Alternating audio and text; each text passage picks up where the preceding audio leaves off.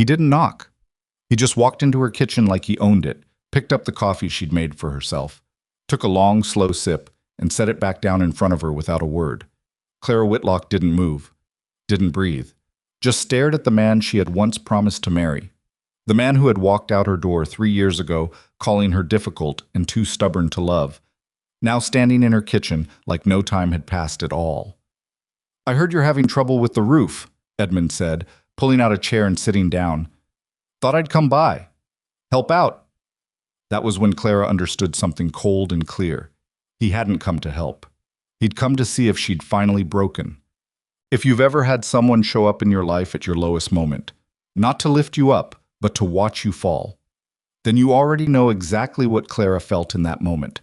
This is her story. And if you're watching for the first time, please subscribe and follow this channel so you never miss the stories we share here. Hit that like button and drop your city and country in the comments. I want to see how far this story travels. Now let's begin. The winter of 1889 came to Blackridge territory. The way bad news always comes, quietly at first, and then all at once.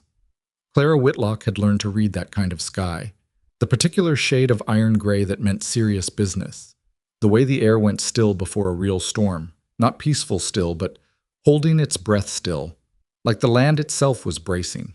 She'd seen 3 winters on this homestead since her father died, and each one had taught her something the previous one hadn't. The first winter taught her that livestock don't care how tired you are. The second winter taught her that a fence post sunk wrong in October becomes a catastrophe in February.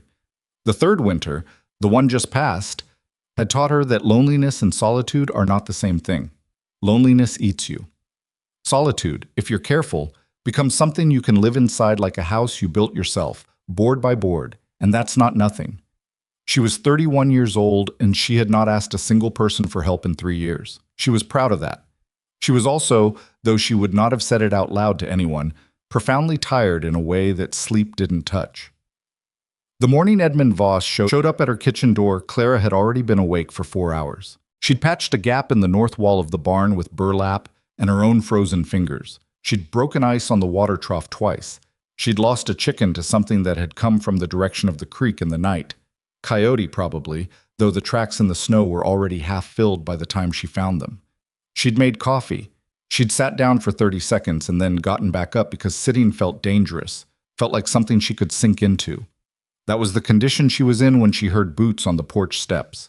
She assumed it was someone from town, maybe old Harlan Grist from the general store, who sometimes drove the eastern road and would occasionally stop to pass along mail that had been sitting at the post for days. She pulled the door open without hesitation because that's what you do when you are a woman alone on the frontier and you've decided that hesitation is the luxury of people who have something to lose. Edmund Voss stood on her porch with his hat in his hand and his dark coat brushed clean of snow. She had not seen him in 3 years. He looked exactly the same. That was the first shock. She had apparently been weathered and hardened by 3 brutal winters on this claim, and Edmund had been somewhere else, somewhere that kept him looking like he'd just stepped out of a warm parlor in a town that had sidewalks. She hated that. She hated it immediately and without apology. "Clara," he said. She said nothing. "You look well." "What do you want, Edmund?" It wasn't a question. She didn't lift her voice at the end of it the way you do with questions. She'd learned that too. That making a question out of things you already know the answer to just wastes time and gives the other person room to maneuver. He smiled. The smile that had, once upon a time, made her feel warm from the inside out. Now it made her feel the way you feel when you notice a crack in a load-bearing wall. Concerned. Watchful. "I heard you're having some trouble," he said. "With the property. Roof damage, someone told me. Thought I'd come by." "Who told you?" "Coldwater Crossing talks." "Coldwater Crossing talks about everybody's business but their own," Clara said. "That still doesn't tell me why you're here." He shifted his weight slightly. Just slightly. A man who was less practiced at managing his expressions might have flinched. "I wanted to help. Clara, we were important to each other once. I thought maybe—" "We were engaged," she said. "And you left. You said I was too difficult to love. You said I made you feel unnecessary." She kept her voice flat, which took considerable effort. "You were not wrong, by the way. I am difficult. I do make people feel unnecessary. I've worked hard at both of those things.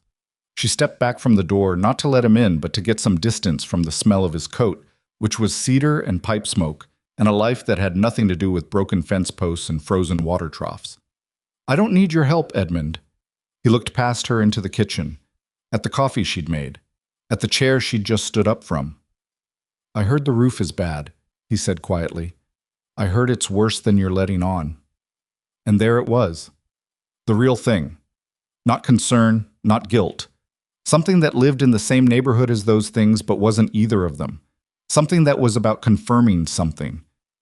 She could see it in the way he looked at the room. Calculating, not worried. He wanted to see how bad things had gotten. I wanted to come back to wherever he had been and tell people he'd seen Clara Whitlock's kitchen, and yes, it was as he'd expected. She'd bitten off more than she could chew, and wasn't it a shame? The roof is fine, she said. It was not fine. There was a section above the northwest bedroom where the boards had shifted, and she'd been stuffing rags into the gap to keep the wind out. And she knew that if the next storm came in hard from the north, those rags were not going to be enough. Clara, you need to leave, she said. I mean that politely. I mean it in the way where I'm giving you the chance to make it easy. Please leave. He looked at her for a long moment. Then he put his hat back on his head and he nodded once, and he left, and she stood at the window and watched his wagon until it was out of sight, and only then did she let herself breathe. She poured the coffee he'd touched down the sink, made a new cup, stood at the window for another few minutes looking at the sky. Then she went back to work because work was the only honest thing she had. Rowan Hale lived half a mile east, on the other side of a shallow ridge that divided their properties along a natural line that had existed long before either of them arrived. Clara had known about him from her father's time. Elias Whitlock had called Rowan a good neighbor, which from her father was about the highest praise he gave anyone. She had met Rowan exactly 9 times in 3 years. She'd counted, without meaning to, in the way you count things that carry some small weight even when you tell yourself they don't. The first time was the week after her father's funeral, when he'd appeared at the property line with a mended section of fence she hadn't known was broken. He'd noticed it from his side and fixed it without asking. He'd left it without asking for a thing in return, which she'd found both decent and slightly unnerving, because in her experience, things done without asking usually came with invisible strings attached. Rowan Hale, he'd said, and put his hand out. I know who you are, she'd said, and shook it. He'd nodded like that was a perfectly reasonable response and gone back to his side of the ridge. She'd respected that more than she expected to. The other 8 times had been similarly brief. He waved when their paths crossed on the eastern road. He'd once sent word through Harlan Grist that there was a sickness moving through cattle in the next county, and she should check her herd, which she appreciated. He'd left a jug of linseed oil at her property line once in the fall with a note that just said for the barn boards, because linseed oil was something he probably had in surplus, and he'd seen her barn and understood what that meant without making a conversation out of it. He never offered more than she would naturally accept. She noticed that. She didn't know what to do with it, so she filed it away somewhere behind the daily work and didn't look at it directly. That was the nature of Rowan Hale. He was the kind of man you had to decide to notice, because he wasn't going to make you. 3 days after Edmund's visit, the sky turned the color Clara had been dreading. She'd been watching the northwest with the particular attention of someone who has learned to take weather personally. The clouds were low and moving wrong, not rolling in the way a quick-moving storm does, but sinking, like a lid being pressed down on a pot. The temperature dropped 8 degrees between breakfast and noon. By mid-afternoon, the wind had found a register that it would hold for hours. That mid-range howl that isn't dramatic but is relentless, and that's worse. That's always worse. She got the livestock in early, checked the water, checked the latches, checked the rope she'd strung between the barn and the house for exactly this kind of situation, so she could find her way back even if visibility went to nothing. She'd seen the stories. She knew what happened to people who stepped outside in a whiteout thinking they knew the direction of their own barn. She checked the rope 3 times. She went inside and built the fire up high.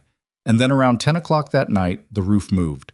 Not in the dramatic way roofs move in stories. It didn't tear. It shifted. A deep groan from above the northwest bedroom, followed by a sound like something giving way, and then cold air, real cold, not draft cold but outside cold, pouring into the room. She got up with the lamp and went to look. The board section she'd been watching all winter had buckled. The gap was 8 inches wide and getting wider as she watched, because the wind had found it now and was pushing, and the boards on either side were old and the nails were old, and she could see sky, actual dark storm sky, through the opening.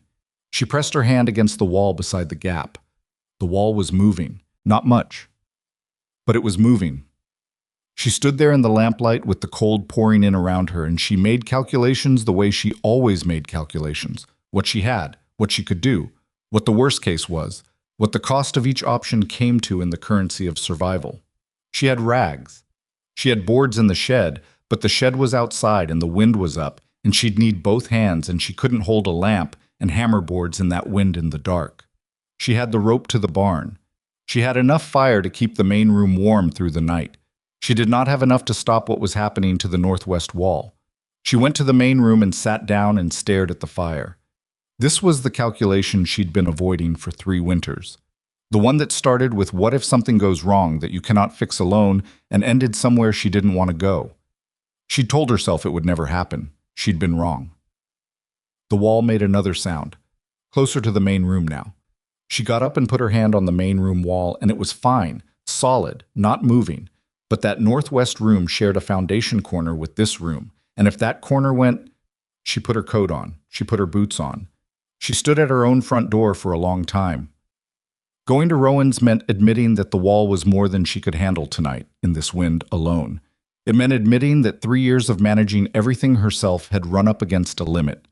It meant walking through a whiteout in the dark and knocking on a neighbor's door at 10 o'clock at night and saying, "What exactly? I need help." 2 words she had not said to another living person in 3 years. The roof groaned again. Something in the northwest corner popped, sharp and deliberate, like a bone. Clara opened the door and walked into the storm. She found the rope. She kept her hand on it, and she walked to the barn, and she checked the animals. Still fine, still sheltered, the barn was solid. And then she stood in the barn doorway, looking east toward Rowan's half-mile of dark. No rope to guide her there. Just wind and snow and her own certainty of direction, which she'd always trusted but had never tested in conditions like this. She could go back inside. She could sleep in the barn with the animals where it was warmer. She could make it through the night and deal with the wall in the morning. She looked at the sky above her farm. The clouds were pressing lower. Whatever was coming hadn't arrived yet. She walked into the dark. She kept the wind on her left cheek because she knew Rowan's cabin was to her east-northeast, and the wind was coming from the north-northwest, and if she kept it on her left and slightly behind, she'd track roughly right. She counted her steps. She kept her head down. The cold was a specific kind. Not the cold of a cold day, but the cold of a storm that has decided to be serious about things. Twice she stopped and turned around, not to go back but to recheck her direction by the feel of the wind on her face. Once her boot went through a crust of ice into a shallow ditch, and she went down hard on one knee and stayed there for a moment with the snow coming in at the collar of her coat, and thought, this was a mistake. This was a terrible mistake. She got up and kept walking. And then, through the dark and the snow, she saw it. A window, lit from inside, orange and warm and small as a coin from this distance, but there. She walked toward it. She reached the porch steps of Rowan Hale's cabin and stood there for a moment with her hand raised to knock on the door and the wind screaming down from the north and her whole body shaking in a way she was going to tell herself later was only from the cold. She knocked. The door opened almost immediately, like he'd heard her coming, or like he'd been awake and watchful, the way people who live alone in the territory learn to be awake and watchful. Rowan Hale looked at her. She was coatless under her coat. She'd grabbed it fast and missed the top button. Her boots were wrong, the barn boots, not the walking boots. Her hair was half down from where the wind had found it. She was shaking, and she was standing on his porch at 10 o'clock in a blizzard, and she was not. She made sure of this, not crying. He looked at her for exactly 1 second, then he stepped back from the door. "Come inside," he said. He didn't ask what had happened. He didn't make a face of concern that she would have had to respond to. He just stepped back and let there be room for her to come in, which was, she would think about this later, exactly the right thing to do and the thing that almost no one would have thought to do. She crossed his threshold. She felt the heat of his fire on her face. And without planning to, without choosing to, she said the two words she had not said in 3 years. I need, she started, and then stopped, because her throat did something unexpected. Rowan was already moving toward the fire. Sit, he said quietly, over his shoulder. I'll get coffee. Not tell me what happened. Not are you all right. Not I'm so glad you came. I always thought you might need help one day. Just sit, coffee. Clara sat. Her hands were shaking around the cup he handed her. The fire was warm. The cabin smelled like wood smoke and leather, and something she couldn't name, something that was just the smell of someone else's life, foreign and specific, and she had to admit to herself not unwelcome. She looked up at him. My wall is going, she said. The northwest corner. If the storm gets worse tonight, I might lose it. Rowan sat in the chair across from her, not next to her, which would have been too much. Across from her, which was exactly the right distance for two people who were neighbors and nothing more. How bad, he said. Bad enough that I walked here, she said. He nodded slowly. That bad? Yes. He looked at the fire for a moment, then back at her. You're staying the night, he said. Not a question, not a suggestion, just a statement of the only logical thing. She opened her mouth to say she just needed to get out until the worst of it passed, that she'd go back in a few hours, that she didn't want to impose. Clara, he said, just her name, in a tone that wasn't pity and wasn't command and wasn't any of the things she'd been bracing against. She closed her mouth. Okay, she said. Outside, the storm leaned against the walls of Rowan Hale's cabin and pushed, the way storms do when they mean it. Inside, the fire burned and the coffee was hot, and Clara Whitlock sat across from a man she had carefully kept at a distance for 3 years, and for the first time in longer than she could honestly calculate, she was not alone. She didn't know yet what that was going to cost her. She was almost certain it was going to cost her something. That was the thing about Clara Whitlock. Even in moments of grace, she was already counting the price. The fire had burned down to coals by the time Clara stopped shaking. She hadn't noticed the shaking stopping, which was how she knew it had been real, the kind of cold that gets into the muscle and stays there, not the kind you can think your way out of. One moment she was gripping the coffee cup with both hands and counting the knots in the floorboards to keep herself from thinking too hard about the fact that she was sitting in Rowan Hale's cabin at 10:30 at night in a blizzard, and the next moment she realized her hands had loosened and the cup was just resting in her palms like a normal cup held by a normal person who had not just walked half a mile through a whiteout because her wall was failing. Rowan had not talked much. That was the thing she kept coming back to in the quiet parts of that long night. Most people, when they find themselves in an unexpected situation with another person, fill the space with words. They ask questions. They offer reassurances. They narrate what they're doing as they do it. I'll just get you a blanket. Let me check on that fire. Are you sure you're warm enough? All of which is well-meaning and all of which requires the other person to keep responding, keep performing okayness, keep managing the interaction even when they are the one who walked through a storm to get there. Rowan just let the fire be a fire. Let the coffee be coffee. Let Clara be a person sitting in a chair who had just done something hard and might need a few minutes before she was ready to be a person who talked. She didn't know what to do with that, so she sat with it. After a while, he got up and added 2 logs to the fire without asking if she was cold, because she was obviously still cold and asking would have just required her to say yes, and that would have felt like asking for something. She watched the logs catch. I haven't been inside your place before, she said. It wasn't the thing she meant to say. It was just something true that came out while she was still deciding what she meant to say. No, he agreed and sat back down. It's smaller than I expected. Most places are. She looked at him. He wasn't smiling exactly, but something in his face was not entirely serious. She decided to leave that alone. The northwest corner of my main structure, she said, because she had been letting it sit long enough and she needed to say it out loud to someone who could help her think through it. The board shifted. There's a gap. 8 inches, maybe more by now. The wall beside it was moving when I left. Rowan was quiet for a moment in the way that meant he was thinking, not the way that meant he didn't have anything to say. She'd noticed that difference in people. Most silences were about the person being silent. Rowan's silences had always seemed to be about the subject at hand. Which direction is the wall facing? He said. Northwest. Then the wind is hitting it straight. Yes. He nodded slowly. How old is that section? Original construction. My father built it in '79. She paused. He was good at most things. Framing wasn't his strongest. 10 years of prairie winters, Rowan said. The nails work loose. I know that now, Clara said, and there was something in her voice that she hadn't planned to put there. Not self-pity, she didn't do self-pity, but something adjacent to it. The particular exhaustion of learning things the hard way, over and over, without anyone to share the learning with. Rowan looked at her, directly, which he didn't do often. You've kept that place standing for 3 years by yourself, he said. That wall didn't fail because you didn't work hard enough. I know that too, she said. Do you? She didn't answer that.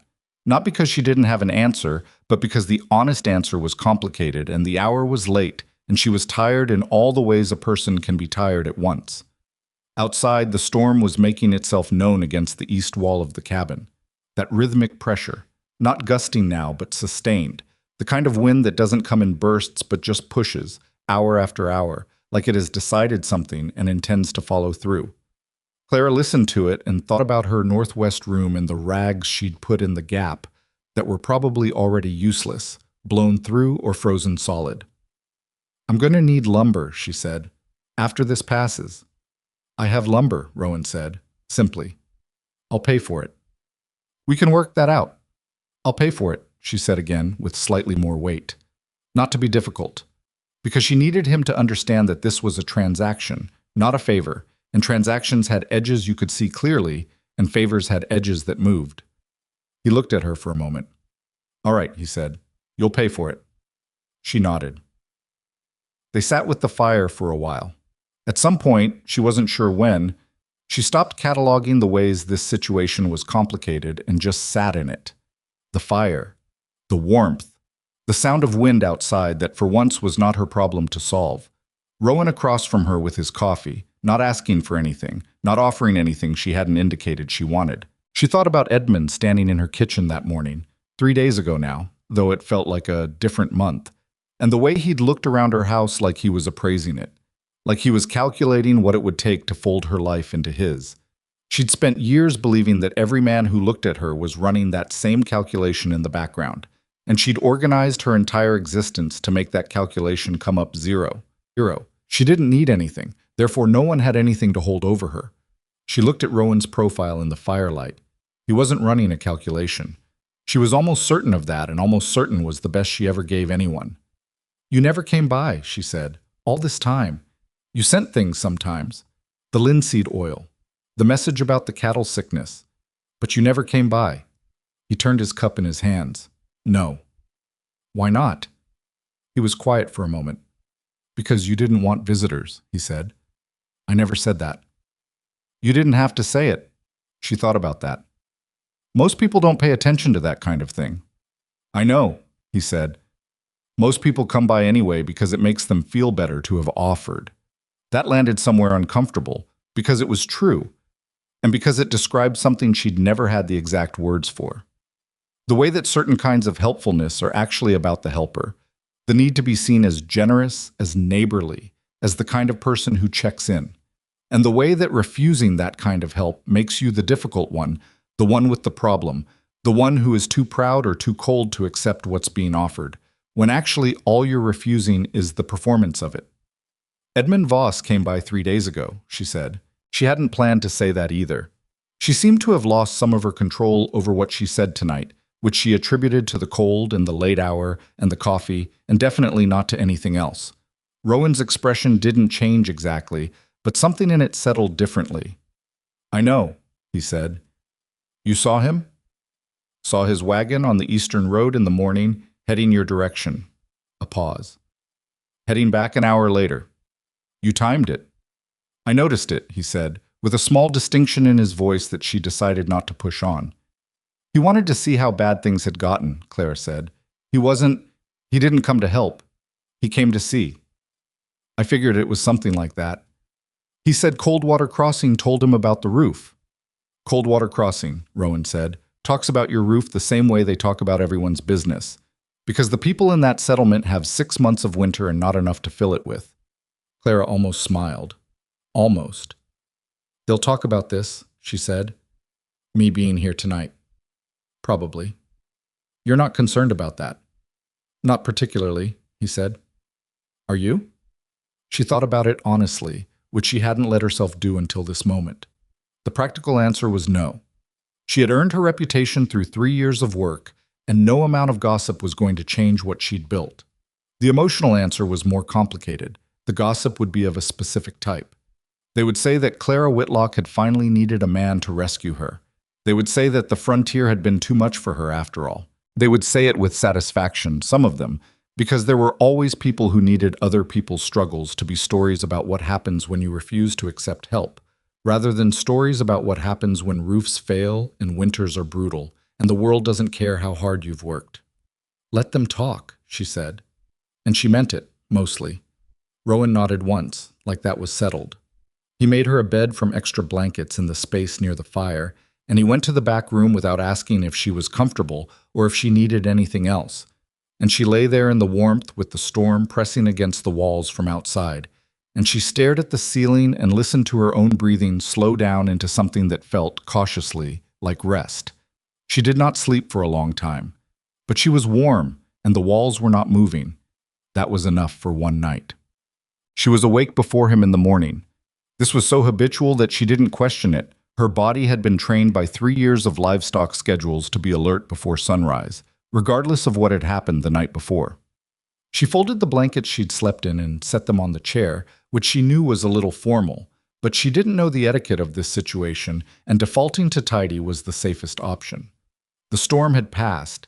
She could tell from the quality of the silence, that particular after-storm silence that is different from ordinary silence because it has a texture to it, like the world has been pressed flat and is slowly reinflating. She stepped outside onto Rowan's porch. The sky was the pale, exhausted white of a winter morning after a hard night. Snow had drifted against the east side of everything. The fence posts wore caps of it. The woodpile was half buried. The path to the barn was entirely gone beneath a foot of even white. Her own homestead was invisible from here, hidden behind the ridge, and she stood there for a moment, not looking at it. She heard him come out behind her. He stopped just inside the doorway and looked at the same sky she was looking at. "How bad do you think it is?" she said. "Won't know until you go look." "I know that," she said. "I meant, best guess." He came to stand at the porch rail a reasonable distance from her. He looked toward the direction of her property, though you couldn't see anything from here. "If the wall was already moving when you left," he said, "and the storm came in hard from the northwest, the way that one did, then the corner probably went." She'd known that. She'd been knowing that since around midnight. Hearing it said plainly was somehow both worse and better than holding it in her own head. "All right," she said. They went to look together. He didn't ask if he could come. She didn't ask if he would.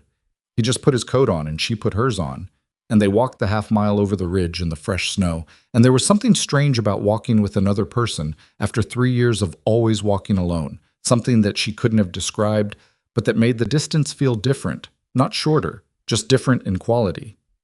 What she found at her homestead was bad, but not the worst she'd been capable of imagining at 2 in the morning. The northwest corner of the house had given way completely. Not the whole wall. The 2 main load-bearing posts were still standing, but the framing between them had collapsed inward, and the section of roof above it had come down with it, and snow had gotten into the northwest room to a depth of about 2 feet. The room itself was ruined. The rest of the house was cold but structurally sound. The kitchen was fine. The main room was fine. The barn, she went and checked immediately.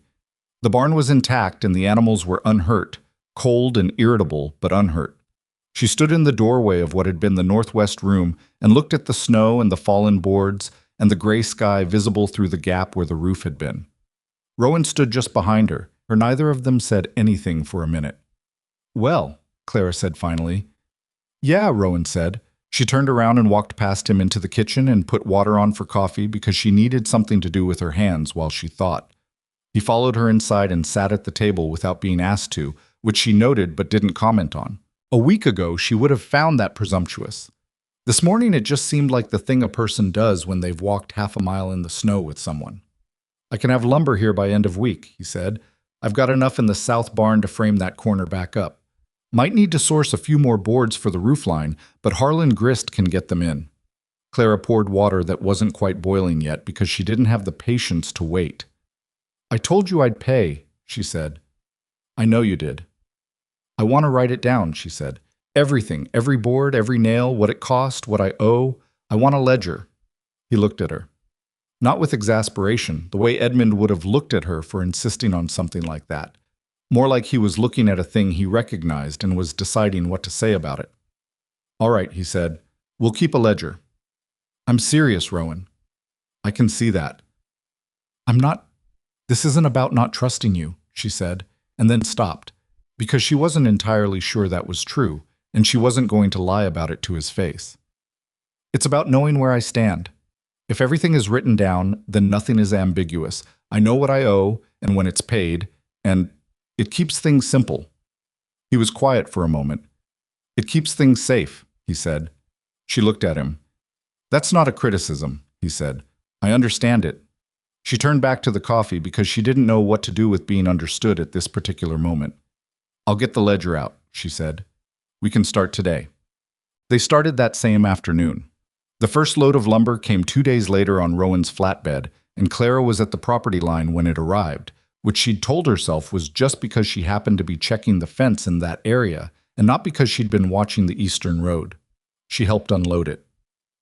Rowan didn't tell her she didn't have to. He just handed her the near end of each plank and they carried them together to the pile she'd designated near the house.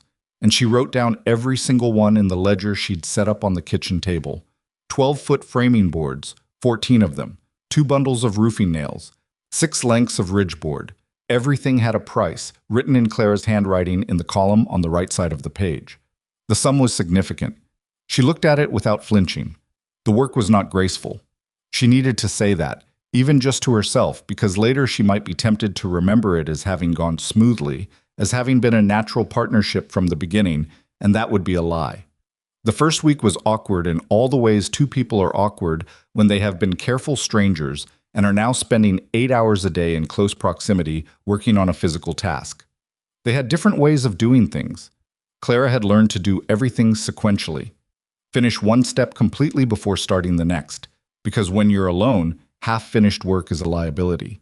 Rowan worked more intuitively, starting things and leaving them at a pause while he moved to another part and came back, which meant there were always 4 things in progress at once, and the site looked chaotic even when progress was being made. This drove Clara to a level of irritation she would not have described as irrational, but which she was able to recognize after the second day as partly irrational. I can't tell what's done and what's not, she said on the third day, looking at the framing in a tone that was more frustrated than she'd intended. The south post is set, he said. The north post is plumbed but not braced yet. The header is cut but not up. I can see that, she said. Could we finish one thing before starting the next? He looked at the framing and then at her. The posts need to dry in position before I put weight on them, he said. So while they're setting, I'm cutting the header. It's not random. She thought about that. I didn't know that, she said, about the posts needing to set.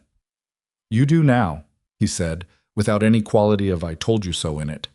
She didn't apologize, but she also didn't say anything else critical about his method for the rest of that day.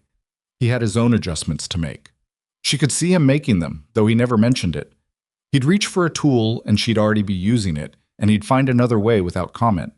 He offered his opinion on decisions exactly once, and if she went a different direction, he didn't bring it up again. He learned, faster than she expected, that she worked better in silence than in conversation, that she didn't need encouragement in the middle of a task, that what she needed was to be treated like someone who knew what they were doing even when they were figuring it out as they went. What she learned about him was slower coming and more surprising. He was not as even-tempered as she'd thought.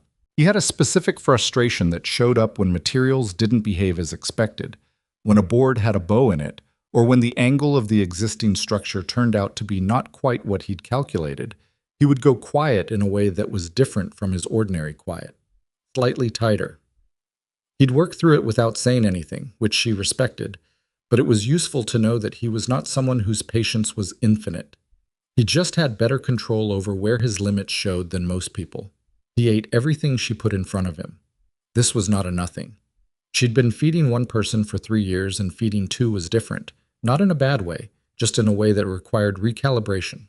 She cooked more and he ate it and didn't comment on it, which she came to appreciate because there are few things more exhausting than having to discuss what you're eating every time you eat it. Sometimes she'd sit Across from him while he ate and drink her coffee, and they'd talk about the work, what was next, what they needed, what they'd found out about the existing structure once they got into it. And that felt, after a week, like a reasonable way to spend the middle part of a working day. She was careful not to let it feel like more than that. She was not entirely successful. The ledger kept growing. She tracked every board, every bag of nails, every hour she guessed Rowan had spent that had a reasonable market value. When she added up the material column at the end of the first week, it was more than she'd hoped and less than she'd feared. The labor column was harder. She'd written TBD at the top of it and left it that way, because she and Rowan had not yet agreed on how to value a day of a man's work in Blackridge territory in the winter of 1889. And until they agreed, she wasn't going to put a number down that either of them might dispute later. "We need to settle the labor rate," she said one evening after the light had gone and they'd come inside, and she'd made soup because it was the fastest thing, and there was bread from 2 days ago that was still good if you didn't look at the crust too carefully. Rowan looked up from the soup. "What are you thinking?" "What would you charge a stranger," she said, "for your time, per day?" He thought about it. "Depends on the work." "Framing. What we've been doing." He named a number.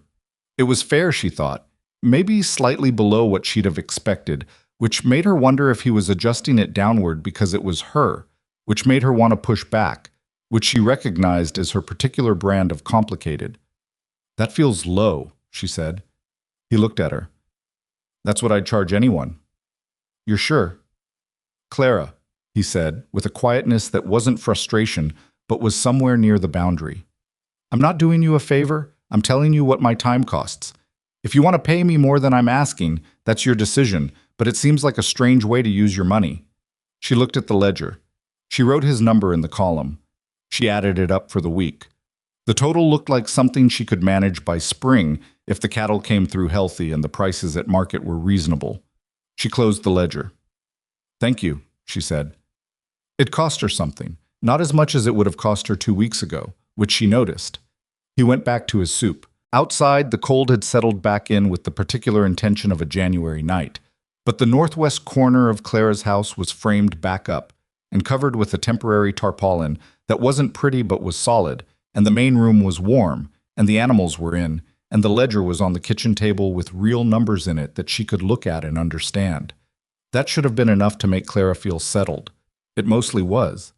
The part that wasn't was harder to write in any ledger. She was starting to know the shape of Rowan Hale's silence.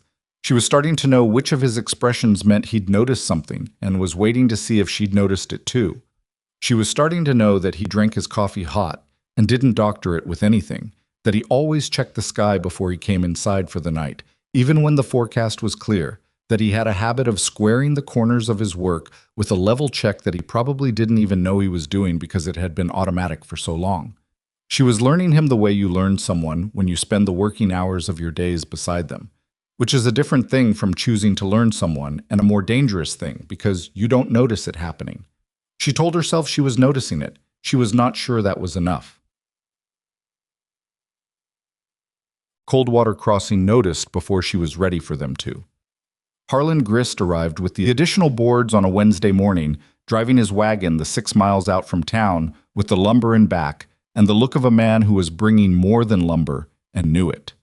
He was 63 years old and had been running the general store in Coldwater Crossing since before it was much of a settlement, and he had the specific social omniscience of a man whose store serves as the closest thing the territory has to a town square.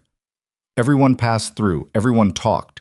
Harlan remembered everything. He was also, Clara had always judged, a basically decent man, which made what he said harder, not easier. He set the boards down and took the money Clara handed him and counted it and put it in his coat, and then stood there for a moment with his hat in his hands, in the way that meant he wanted to say something he wasn't sure would be received well. "Go ahead," Clara said. "People are talking," he said. People are always talking." "This is particular talking," he said. "The kind about you and—" He glanced at the half-rebuilt north wall, the temporary tarpaulin, the evidence of recent shared work. "About the situation." "The situation," Clara repeated. There are some who are saying... He stopped again, which she found more alarming than whatever he was about to say, because Harlan Grist did not generally lose his nerve in the middle of sentences. Some are saying that Rowan Hale is planning to get a claim on your property through the back way, that a man doesn't help rebuild a woman's home out of neighborly feeling, and that you'd do well to have someone look at your legal situation. Clara looked at him for a long moment. Who is saying this? She said. I don't carry names, he said, which was his position on that kind of thing, and she respected it even right now. Is Edmund Voss in that conversation? Harlan's expression shifted by approximately 1 degree. I don't carry names, he said again. She thought about Edmund's wagon on the Eastern Road, about the way he'd looked around her kitchen, about the calculation she'd seen running behind his eyes. Let me be clear about something, Clara said. I have a ledger. Every board and nail is in it. Every dollar I owe Rowan Hale is written down, what for, and when it'll be paid. There is no gift, no favor, no debt that doesn't have a number next to it. There is nothing in this arrangement that gives anyone a claim on anything that's mine. Harlan nodded slowly. That's good to know, he said. That's the kind of thing worth people knowing. Then you can tell people, she said. If they're going to talk, they can talk about that. He put his hat back on. There's another kind of talk, he said, quieter. The kind that says maybe a woman who needed to walk through a blizzard to a neighbor's house in the middle of the night maybe needed the help before she needed it. She felt something shift in her chest, not pain exactly, something harder to name. The kind that says I couldn't manage, she said. The kind that says maybe you were carrying more than was fair for one person. That was not what she'd expected him to say. She didn't have a response for it, not an immediate one. Thank you for the boards, Harlan, she said. He understood that she was done with the conversation, and he went. She stood and watched the wagon back down the road toward town, and then she went inside and stood in the kitchen and looked at the ledger on the table. Every board, every nail, everything that had a price. She thought about all the things that didn't have a price in that ledger and never would. The morning Rowan had gone silent and let her look at her own destroyed room without trying to soften it. The coffee at 10:30 at night, hot, without questions attached. The way he said her name in a tone that was not pity. Those things weren't in the ledger because they weren't debts. She wasn't ready to look directly at what that meant. But the thought was there now, sitting at the edge of her understanding like a figure standing at a property line, waiting to see if it was going to be invited across. She put the kettle on. She heard Rowan's boots on the porch steps. He'd been checking the tarpaulin in the wind. And she got 2 cups out because that had apparently become the thing she did now. And she didn't examine it, she just did it. He came in stamping snow off his boots and looked at her expression and said, Harlan, say something. Harlan said several things, Clara said. Useful ones? She thought about it. Some of them, she said. He sat down. She set the coffee in front of him. Outside, the January cold was doing what January cold does in Blackridge territory. It was settling in like it intended to stay, pressing down on everything with the patient, indifferent weight of a season that doesn't particularly care about anyone's plans. Inside, the rebuilt corner held. The ledger sat on the table between them. Clara wrapped her hands around her cup and looked at the window and thought about what Harlan had said. Maybe you were carrying more than was fair for one person. And she thought about what that meant and what it cost, and whether fairness was something you could retroactively apply to 3 years that were already done. She decided that was a question for another day. Today there was work left, and the light was still good, and the lumber was here, and the ledger was open. That was enough to go on. The northwest corner held through the rest of January. Clara checked it every morning the way she checked everything, methodically, without hope or dread, just information gathering. She'd press her palm against the new framing and feel for movement. She'd look at the joints where the new boards met the old structure and check for gaps. She'd look at the roofline from 30 feet back and sight along it for any irregularity. Every morning, it was solid. After 2 weeks of this, she noticed she was doing it faster, spending less time checking, which she took as evidence that some part of her nervous system had accepted what the rest of her was slower to admit, that Rowan had built it right.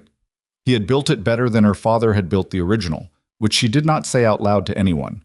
She wrote it in the ledger, though, in the margin beside the final lumber entry. Solid work. 2 words. She told herself she was noting it for accounting purposes, in case anyone ever questioned the quality of what the money had paid for. February came in gray and grinding, the kind of month that doesn't announce itself dramatically, but just wears you down with its sheer refusal to end. The rebuilding of the northwest room was mostly done by then. The framing was complete, the roof was closed, the interior still needed work, but the structural emergency was over. There were days when Rowan didn't come at all, when he had his own work that couldn't wait. And Clara found herself moving through those days with a slight off-balance quality that irritated her when she noticed it. She had gotten used to the sound of another person's boots. That was the kind of thing you weren't supposed to get used to because getting used to things meant you'd started relying on them, and she'd been very deliberate about not relying on things she didn't control. She worked harder on the days he wasn't there. Longer hours, more tasks crossed off the list, proving something to herself that she wouldn't have been able to name precisely. When he did come, she noticed she didn't say anything about the days he'd missed, which was its own kind of information. It was in the second week of February that Edmund Voss came back. She heard the wagon before she saw it. She was in the barn working a stiff hinge on the south door when the sound of wheels on the frozen road reached her, and something in the rhythm of it, the particular pace of a horse that wasn't in any hurry, that belonged to someone who had decided they were arriving whether you were ready or not, made her set the hinge down and walk to the barn door and look. Edmund's wagon. Edmund's black coat. Edmund sitting up on the box like a man who had every right to be where he was.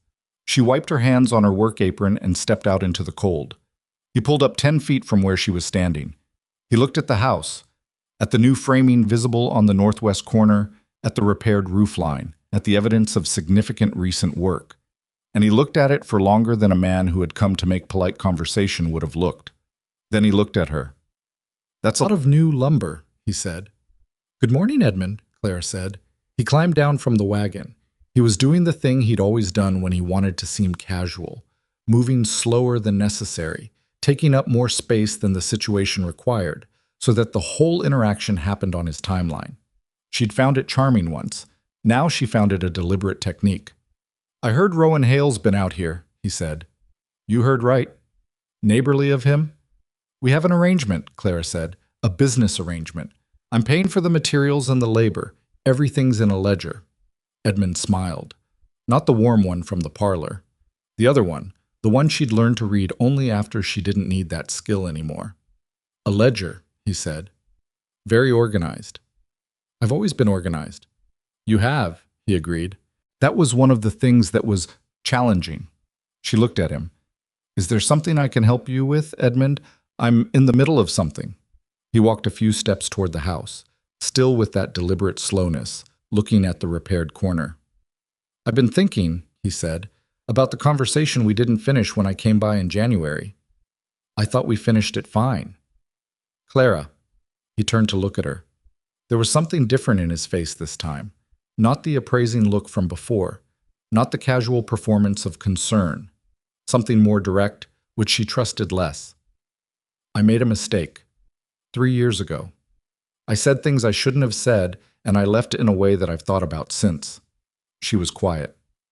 "I'm trying to say that I was wrong," he said, "about what you could handle, about all of it."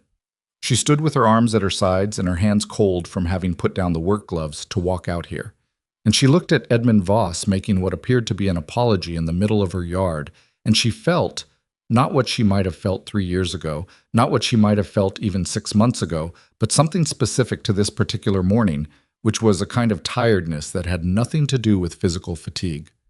"Why now?" she said. Not unkindly, just directly. He paused. "I told you. I've been thinking." "You've been thinking since January," she said. "Specifically since you came by in January and saw that I was still standing, and since Harlan Grist's supply wagon has been coming out here twice a month, and since people in Coldwater Crossing have apparently been having conversations about this property and what it's worth and who's involved with it." She kept her voice even. "So I'll ask again. Why now?" Something moved across his face. It wasn't guilt exactly. Guilt has a downward quality. This was more horizontal, like something being rearranged. "You always did that," he said. "Did what?" "Made everything a negotiation," he said. Made everything something to be questioned and picked apart. I come here trying to say I was wrong and you turn it into—" "I asked you one question," Clara said, in that tone. "Edmund," she said, I don't have a different tone. This is how I talk. You knew that when you asked me to marry you, and you knew it when you left. And the fact that you're standing in my yard calling it a problem tells me everything I need to know about why you're here." He looked at her for a long moment. The performance of the casual visit had dropped completely now, and what was left underneath was harder to read, which made her more alert, not less. "Rowan Hale is not what you think he is," Edmund said. She went still. "I'm telling you that as someone who knew him before he came to Blackridge," Edmund said. "We were in the same county in Nebraska 5 years back. He had a situation there, with a widow and her property. I'm not saying he's a bad man. I'm saying you might want to know the full picture before you let him have the run of your place." Clara looked at him. She thought about the ledger on her kitchen table. She thought about every board recorded, every nail priced, every hour noted. She thought about Rowan asking, "Is that your decision?" in a tone that had no ownership in it. She thought about the way he'd stepped back from his own doorway in a blizzard to make room for her to come in, and the way he'd gone to the back room when she needed to sleep, and the way he'd told her 3 weeks into the rebuilding that the south post angle was off by 2 degrees, and asked her what she wanted to do about it, rather than just correcting it himself. "What situation?" she said. "I don't have all the details," Edmund said. "I just know there was talk." "You don't have all the details," Clara repeated slowly. "I know what I heard." "You heard talk," she said, "in a county where people talk about their neighbor's business the way people here talk about it, and the way people everywhere talk about it, which is to say with half the facts and twice the opinions.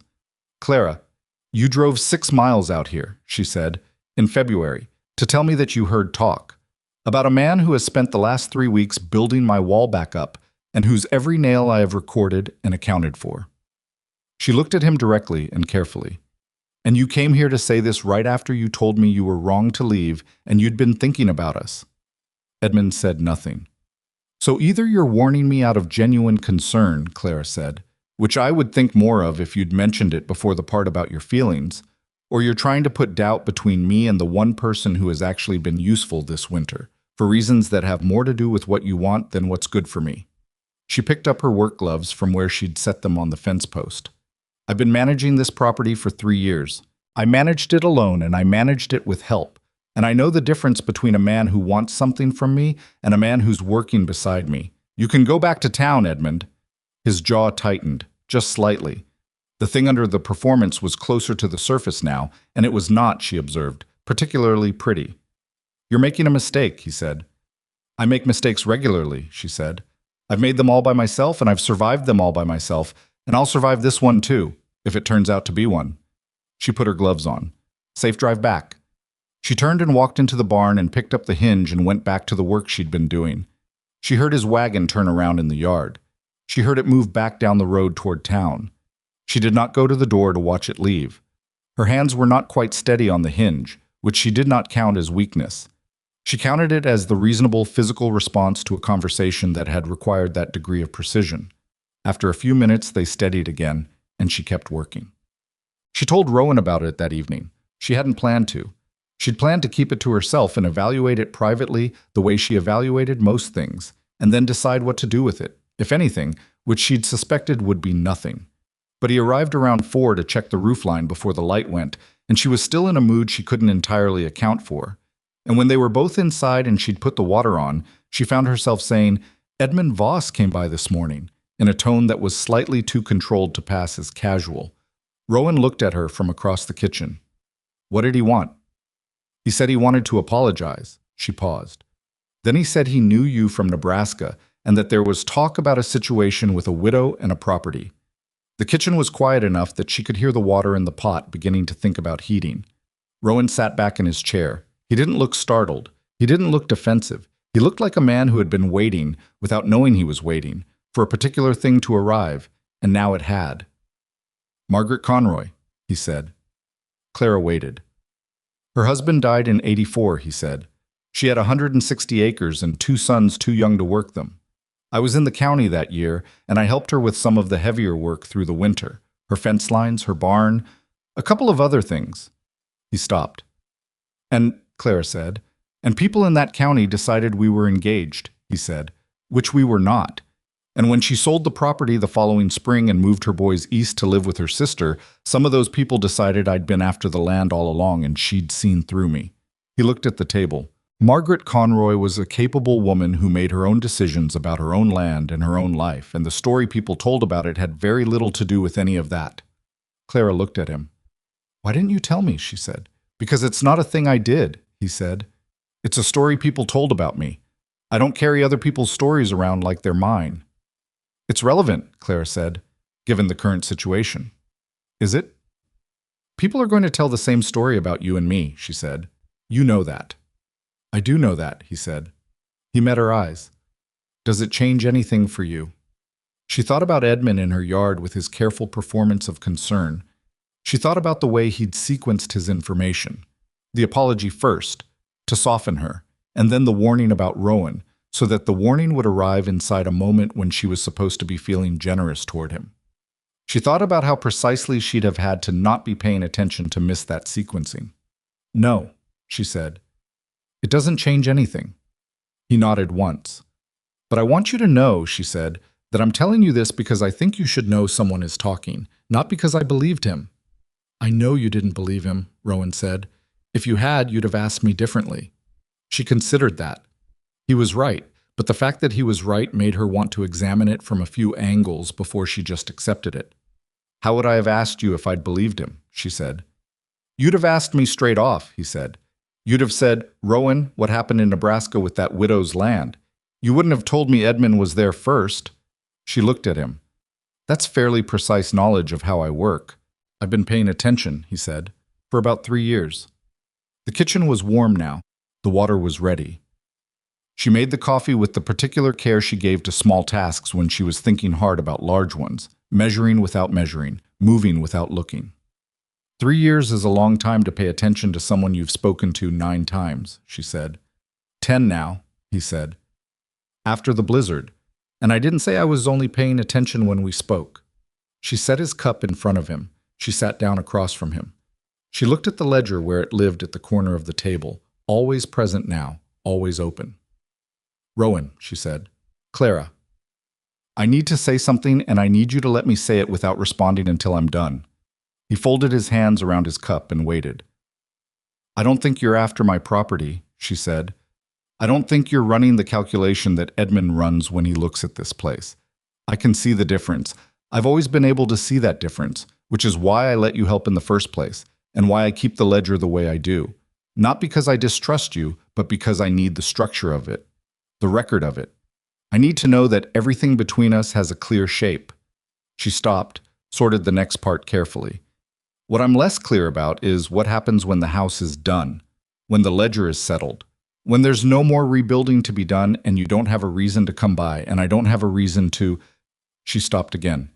He was looking at her with an expression she hadn't seen on him before. Or she had seen it, she realized, but she'd been choosing not to look at it directly. "I'm not going to pretend I don't know what I mean," she said. "That would be stupid, and I'm not stupid, but I've also—" She pressed her hand flat on the table. "I have built something here, on my own. It is mine in a way that nothing has ever been mine, and if something changes between us, and then it doesn't work, I don't know if I can trust my own judgment about anything after that. Do you understand what I'm saying?" "Yes," he said. "I'm not asking for a response," she said. "I know," he said. "I'm not responding. I'm saying I understand what you said." She looked at him. That was a fine distinction, and he'd made it without being clever about it, which she appreciated. "All right," she said. They drank their coffee. Outside, the February evening settled over Blackridge territory with the heavy, deliberate patience of a season that has months left in it and knows it. The last piece of framing went up on a Tuesday in the 3rd week of February. It wasn't the most dramatic moment of the rebuilding. The most dramatic moment had been the day they discovered that the original foundation corner was off by more than Rowan had initially gauged, which had required them to spend 4 hours in the cold, rethinking the entire load distribution of the new framing, during which Clara had said several things she normally kept interior, and Rowan had said fewer, but more targeted things. And they'd finally landed on a solution that neither of them had come to individually, but that both of them, once they saw it, recognized as correct. That had been the hardest day. The last piece was just a piece. But when it went in, the final header over the northwest window, cut to fit, set in level, the joint tight. Clara put her hand on it the way she put her hand on the framing every morning, and it didn't move. She stood there with her palm flat against the new wood and felt its stillness, which was the stillness of something that intended to stay. Rowan was behind her on the ladder, coming down. She didn't say anything. He didn't say anything.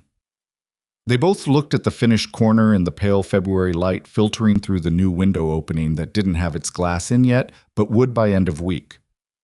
"It's good," Clara said finally. "It is," he said. She turned around.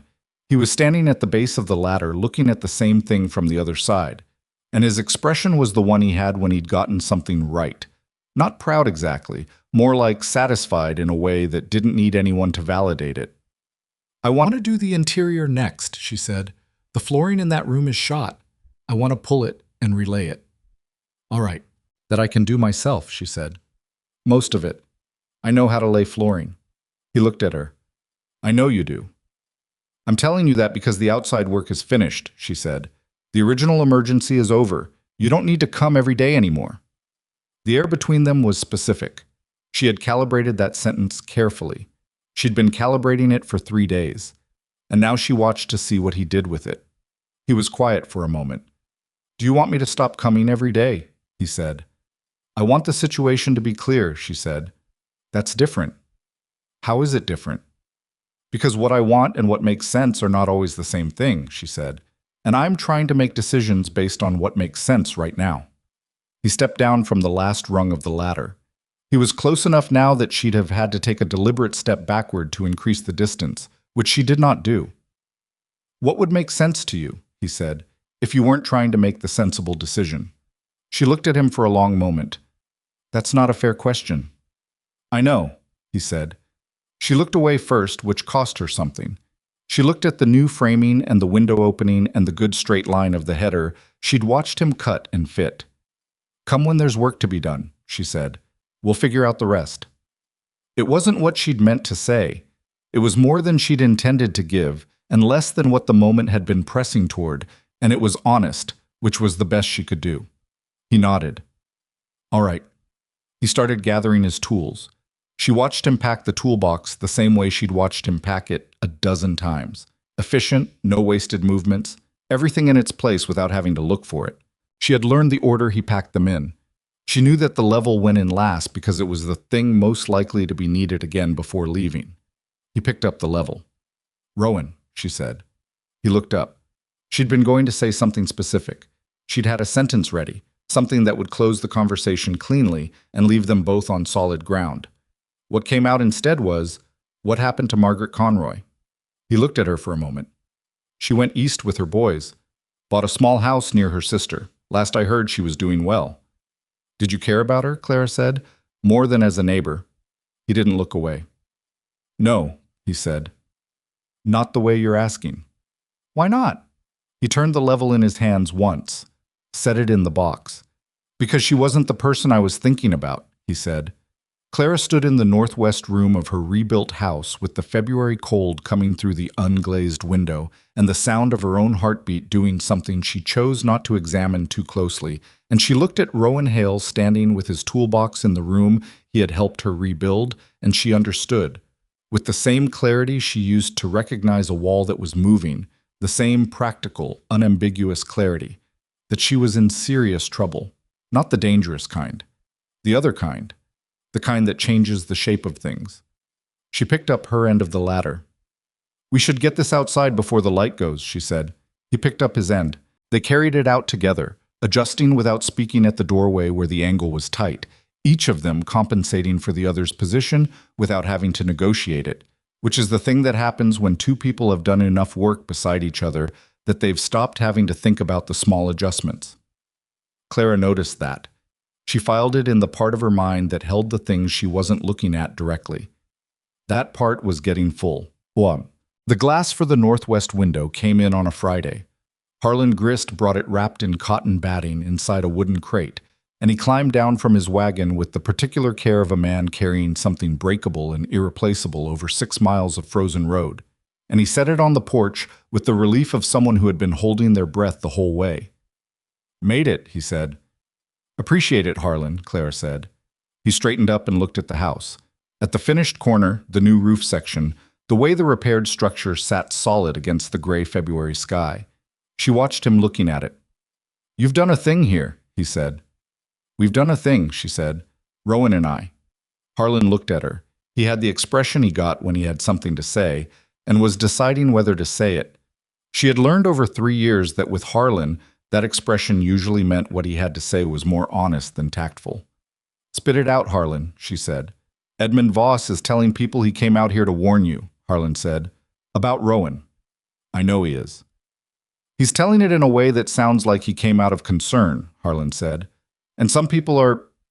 There's a version of the story going around that Rowan Hale is running some kind of scheme, and you're too proud to see it. Clara looked at the window crate, at the good clean glass inside it, carefully protected for 6 miles. She thought about all the things that required that kind of careful protection to survive the distance. What do you think, Harlan? She said. He was quiet for a moment. I think I've sold nails and boards and window glass to a woman who is rebuilding her own house, he said. And I've recorded the invoices, and every one of them has been paid or has a payment date agreed on. And that's the whole story I've seen with my own eyes. That's the whole story there is, Clara said. Then that's what I'll say when people ask, he said. You said you don't carry names. I don't carry names, he agreed. But I carry facts, and facts are different. He put his hat back on. Edmund Voss has been in 3 conversations I know of in the last 2 weeks, with men who have money in this territory and opinions about land and property rights. I'm not saying what that means. I'm saying I noticed it. Clara was still for a moment. You're saying he's not just talking, she said. I'm saying I noticed some things, Harlan said carefully, and I thought you ought to notice them too. After he left, Clara stood on her porch in the February cold and looked at the eastern road and thought about Edmund Voss and the men with money and what a man who wanted something from a piece of property might do if talking didn't work. She thought about the ledger. She thought about the deed to her father's claim, which she'd filed correctly and completely at the county seat the week after his funeral, because she'd known even then that a woman alone on a piece of valuable land needed her paperwork to be unimpeachable. Walked the half-mile east over the ridge without sending word ahead. His cabin was lit from inside, the same orange coin window she'd walked toward through the blizzard 6 weeks ago. She knocked, and he opened the door and looked at her face and stepped back to let her in, and this time she didn't have to tell herself she wasn't cold, because she wasn't. She was something else entirely. I need to tell you something, she said. All right, he said. Edmund Voss is talking to men with money, she said, about land. In this territory. She sat down at his table. I don't know what he's building toward, but I know him well enough to know that he doesn't move unless he thinks there's something to move toward. And the thing in this territory that has his attention is, your claim, Rowan said. My claim, she said. And possibly yours since it borders mine, and together they'd be something a man with money might find interesting. Rowan sat down across from her. He looked at her with the steadiness she'd come to depend on without meaning to. My deed is clean, he said. So is mine, she said. But clean deeds don't always matter as much as they should when the right people decide they want something. She pressed both hands flat on the table. I need to know if there's anything at all from Nebraska or anywhere else that someone could use to complicate your claim. Because if there is, I need to know it now and not when we're in the middle of something we can't step back from. He looked at her for a long moment. There is nothing, he said. My claim is my claim. I've had no disputes, no liens, no legal entanglements anywhere I've been. And Margaret Conroy. Margaret Conroy sold her land to a buyer from Kansas and moved east voluntarily, he said. There's a signed deed in a county courthouse in Nebraska that would take 2 hours to pull if anyone wanted to look. Clara looked at him. She believed him. That was the simple fact of it. She'd been testing the statement as he made it, the way she tested framing, looking for the soft spot, the place where something gave, and it was solid. All right, she said. All right, he said. She sat with that for a moment. The fire in his hearth was the same fire it had been the night of the blizzard, keeping the same room warm, and she was sitting at his table instead of his chair because she was a different person in this kitchen than the frozen, shaking person who had crossed his threshold 6 weeks ago. Or maybe the same person, just less defended, which was either progress or vulnerability, and she genuinely could not tell which, and was starting to wonder if the distinction mattered as much as she'd always thought it did. "I think we need to go to the county seat," she said. "Both of us. Get certified copies of both deeds. Have them in hand before anything else happens." Rowan nodded. "I can go Thursday." "We go together," she said. He looked at her. "Together." "If someone is looking at this territory and at our properties specifically," she said, "then the clearest thing we can say is that we're both paying attention and both prepared. Together is clearer than separately." He held her gaze for a moment. "Is that the only reason?" he said. She met his eyes. "No," she said, "but it's the right reason for right now." He nodded, not pushing, not backing away, just receiving what she'd given him, which was more than she'd given anyone in a long time. "Thursday," he said. "Thursday," she agreed. She stood up to leave. He walked her to the door, not hovering, just present, the way he was present, with the quality of someone who understood that presence was enough, and more than enough was too much. She stepped onto his porch. The night was clear and cold, the kind of cold that has teeth, and the stars over Black Ridge territory were the particular white of winter stars that have nothing between them and you. "Rowan," she said, not turning around. "Clara." "The northwest corner doesn't move," she said, "in case you were wondering." A pause. "I wasn't wondering," he said. "I knew it would hold." She walked back across the ridge with the cold on her face and the stars overhead, and the particular feeling of a woman who is walking toward something rather than away from something, and has known the difference long enough to recognize which one this is, even when it scares her, even when she can't be certain how it ends. The ledger was on her kitchen table when she got home. She sat down and opened it and looked at the columns. Every board, every nail, every number clear and unambiguous. She looked at the margin where she'd written solid work in her own handwriting. She turned to a new page. At the top of it she wrote Thursday, and then she closed the book and went to bed, and this time she didn't lie there calculating costs. She just slept. Thursday came in clear and bitter, the kind of cold that makes the air look brittle, like it might crack if you walk through it wrong. Clara was ready before first light. She'd laid out her good coat the night before, not her work coat, not the barn coat she'd grabbed the night of the blizzard, but the dark wool coat her father had bought her the winter before he died, the one she wore to town when she needed to be taken seriously. She'd brushed it and checked the buttons and hung it on the back of the door where she'd see it first thing.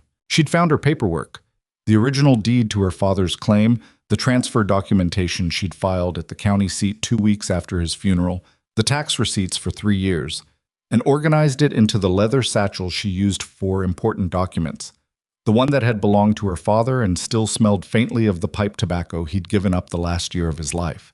She ate breakfast standing up. She'd gotten out of the habit of sitting down for breakfast somewhere in the second year on the homestead, when sitting down for any meal felt like time she was stealing from work that needed doing. She kept meaning to break that habit. She kept not breaking it. Rowan's wagon came over the ridge at 7 sharp.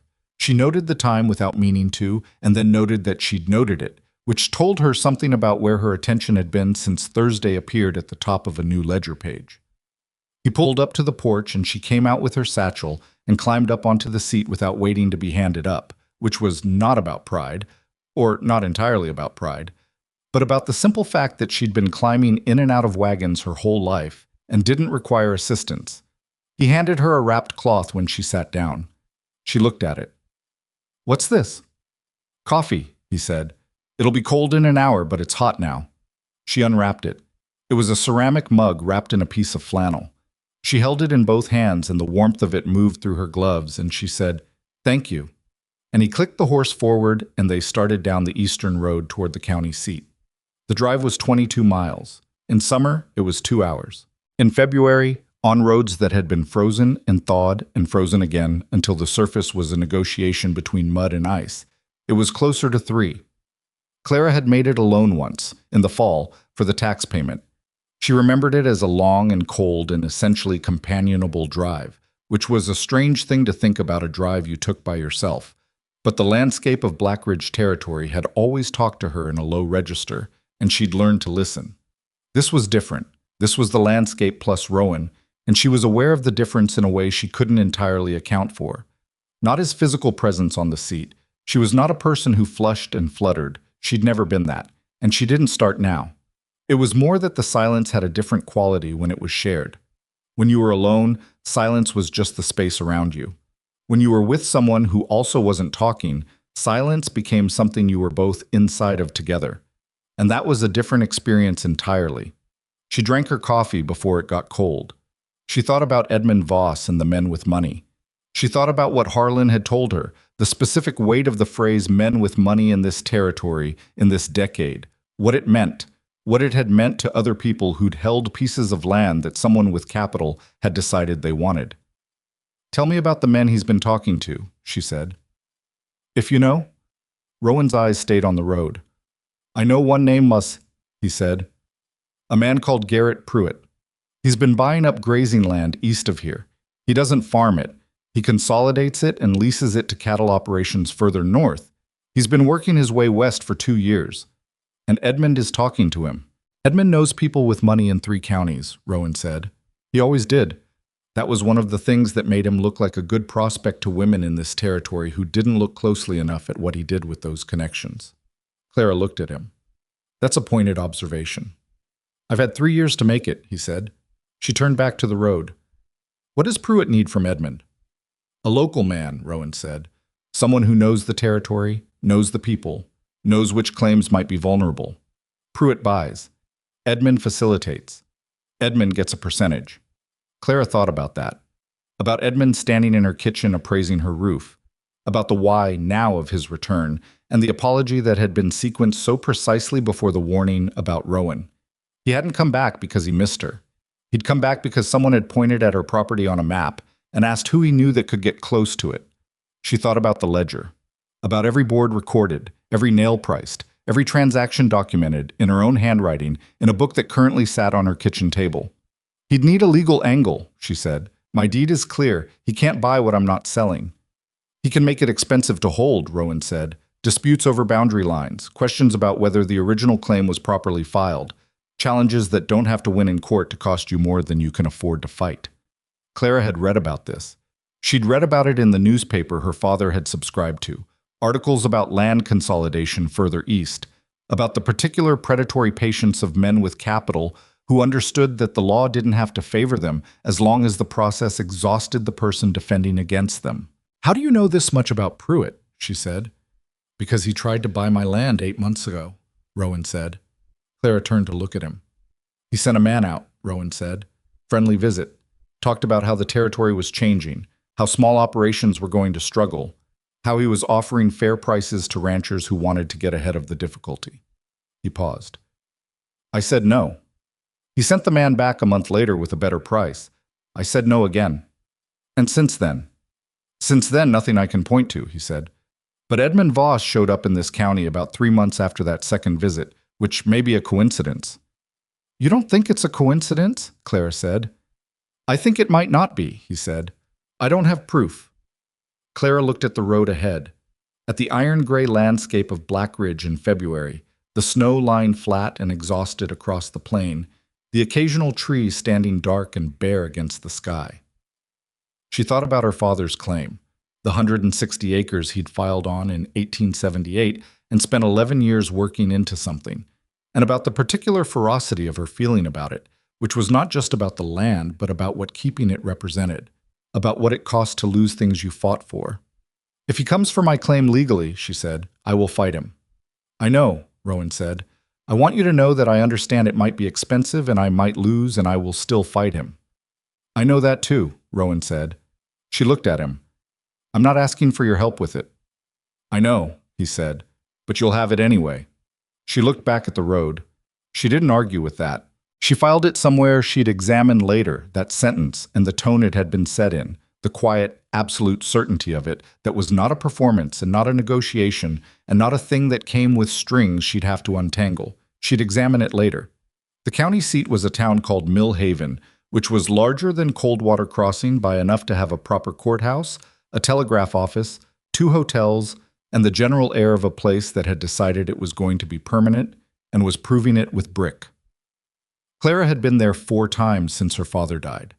She always felt slightly foreign in towns that had sidewalks, which she recognized as her own particular irrationality, since she'd grown up in a town larger than Millhaven before her father had moved them west. The courthouse clerk was a small, precise man named Aldous Webb, who had the organized efficiency of someone who'd been dealing with territorial paperwork for 20 years and had long since stopped being interested in the human stories behind the documents. Clara appreciated that. She didn't want to be a human story to Aldous Webb. She wanted to be a deed number and a claim filing date. She presented her documents. He checked them against the registry. Everything matched. He produced certified copies, stamped them, signed them, handed them across the counter with the bureaucratic indifference of a man who had done this exact thing 300 times and would do it 300 more. The original filing, Clara said. If someone were to challenge the boundary description, is that something that can be challenged? Aldous Webb looked at her over his spectacles with the expression of a man who has answered this question many times and does not find it more interesting for having been asked many times. A properly filed and recorded claim with supporting survey documentation and continuous occupancy is extremely difficult to challenge successfully, he said. The territory courts have consistently upheld original filings against subsequent disputes provided the initial documentation is complete. And mine is complete, Clara said. He glanced at the file. It is, he said. Miss Whitlock's claim documentation is among the more thorough I've processed from the Black Ridge area. She looked at him. My father filed it. Your father filed it, Aldous Webb said, and you updated the transfer documentation promptly and correctly at his death. I remember it, actually. It was handled with more attention than most. Clara picked up her certified copies. She felt something loosen in her chest that had been tight since Harlan's visit, a specific anxiety she'd been carrying without acknowledging how much it weighed. Rowan got his copies 10 minutes later without incident. His documentation, if anything, was even cleaner than hers. He'd been meticulous with his filing, the kind of meticulous that suggested he'd known from the beginning that he might need his paperwork to be unimpeachable. They walked out of the courthouse into the February cold with their certified copies in their respective satchels and stood on the stone steps for a moment. Lunch, Rowan said. It wasn't a suggestion, exactly, more like a statement of the next logical thing. Clara was going to say she wasn't hungry, which would have been partly true and partly the habit of declining things that had been extended to her, which was its own problem. Instead, she said, all right. They went to the smaller of the two hotels, which had a dining room that served a reasonable noon meal. The woman who seated them was approximately Clara's age, with the look of someone who managed a business and knew it, and she looked at Clara and Rowan with the brief professional assessment of a person who has learned to read customers, and then she showed them to a table by the window without comment. Clara ordered coffee and a plate of whatever was hot. Rowan ordered the same. The dining room was half full. Men from the land office, a family passing through. A group of three in the corner who had the particular look of lawyers or surveyors, people whose business was other people's property. I want to talk about Edmund, Clara said. Rowan looked up. Not the legal question, she said. That's handled or it will be. I want to talk about why he came back, the real reason. She wrapped her hands around her coffee cup. 3 years ago, he left because I was, in his words, too capable to love, which was a strange thing to say, which I've thought about since. She stopped. What have you thought? Rowan said. That he didn't actually think I was too capable, she said. That what he meant was that he needed to be needed, and I didn't need him, and that made him not enough. In his own mind. She looked at the window. The main street of Millhaven moved past it in the gray February light, horses and wagons and people going about business. And when he came back, it wasn't because he'd figured out that was wrong. It was because he thought maybe 3 years of hard winters had changed the equation. He thought maybe I'd finally gotten to a place where I needed him. And he was wrong, Rowan said. He was wrong about the kind of help I needed, she said. The roof needed fixing. The corner was going. Those things were real, but what he wanted from that, he wanted me to be a woman who'd reached her limit, and I hadn't. I just needed a wall. She paused. There's a difference between needing someone because you've been broken down to it, and choosing to let someone help you with a specific thing because that's the reasonable decision. Rowan was quiet for a moment. Yes, he said, there's a significant difference. I don't think most people understand that, Clara said. I don't think Edmund has ever understood it. He thinks asking for help means you've admitted defeat. and he wants to be the person there when you admit defeat. Some people need that, Rowan said. The defeat of someone else. To feel like they matter. I know, Clara said. I spent 4 years with that kind of person before I understood what I was looking at. The food came. She ate without thinking too much about it, which was the best way to eat in February when you were thinking about everything else. What he's doing with Pruitt, she said between bites, is the same pattern. He needs to be the person at the center of the transaction. He needs to be the one who has access that someone else needs. He needs Pruitt to need him. She set down her fork. Which means if we make it clear that my claim is unassailable, and that your claim is unassailable, and that we're both paying attention and prepared to fight, Edmund loses his value to Pruitt, and Pruitt will find somewhere else to put his money. Rowan looked at her. That's a clean read, he said. Am I wrong? No, he said. I think that's right.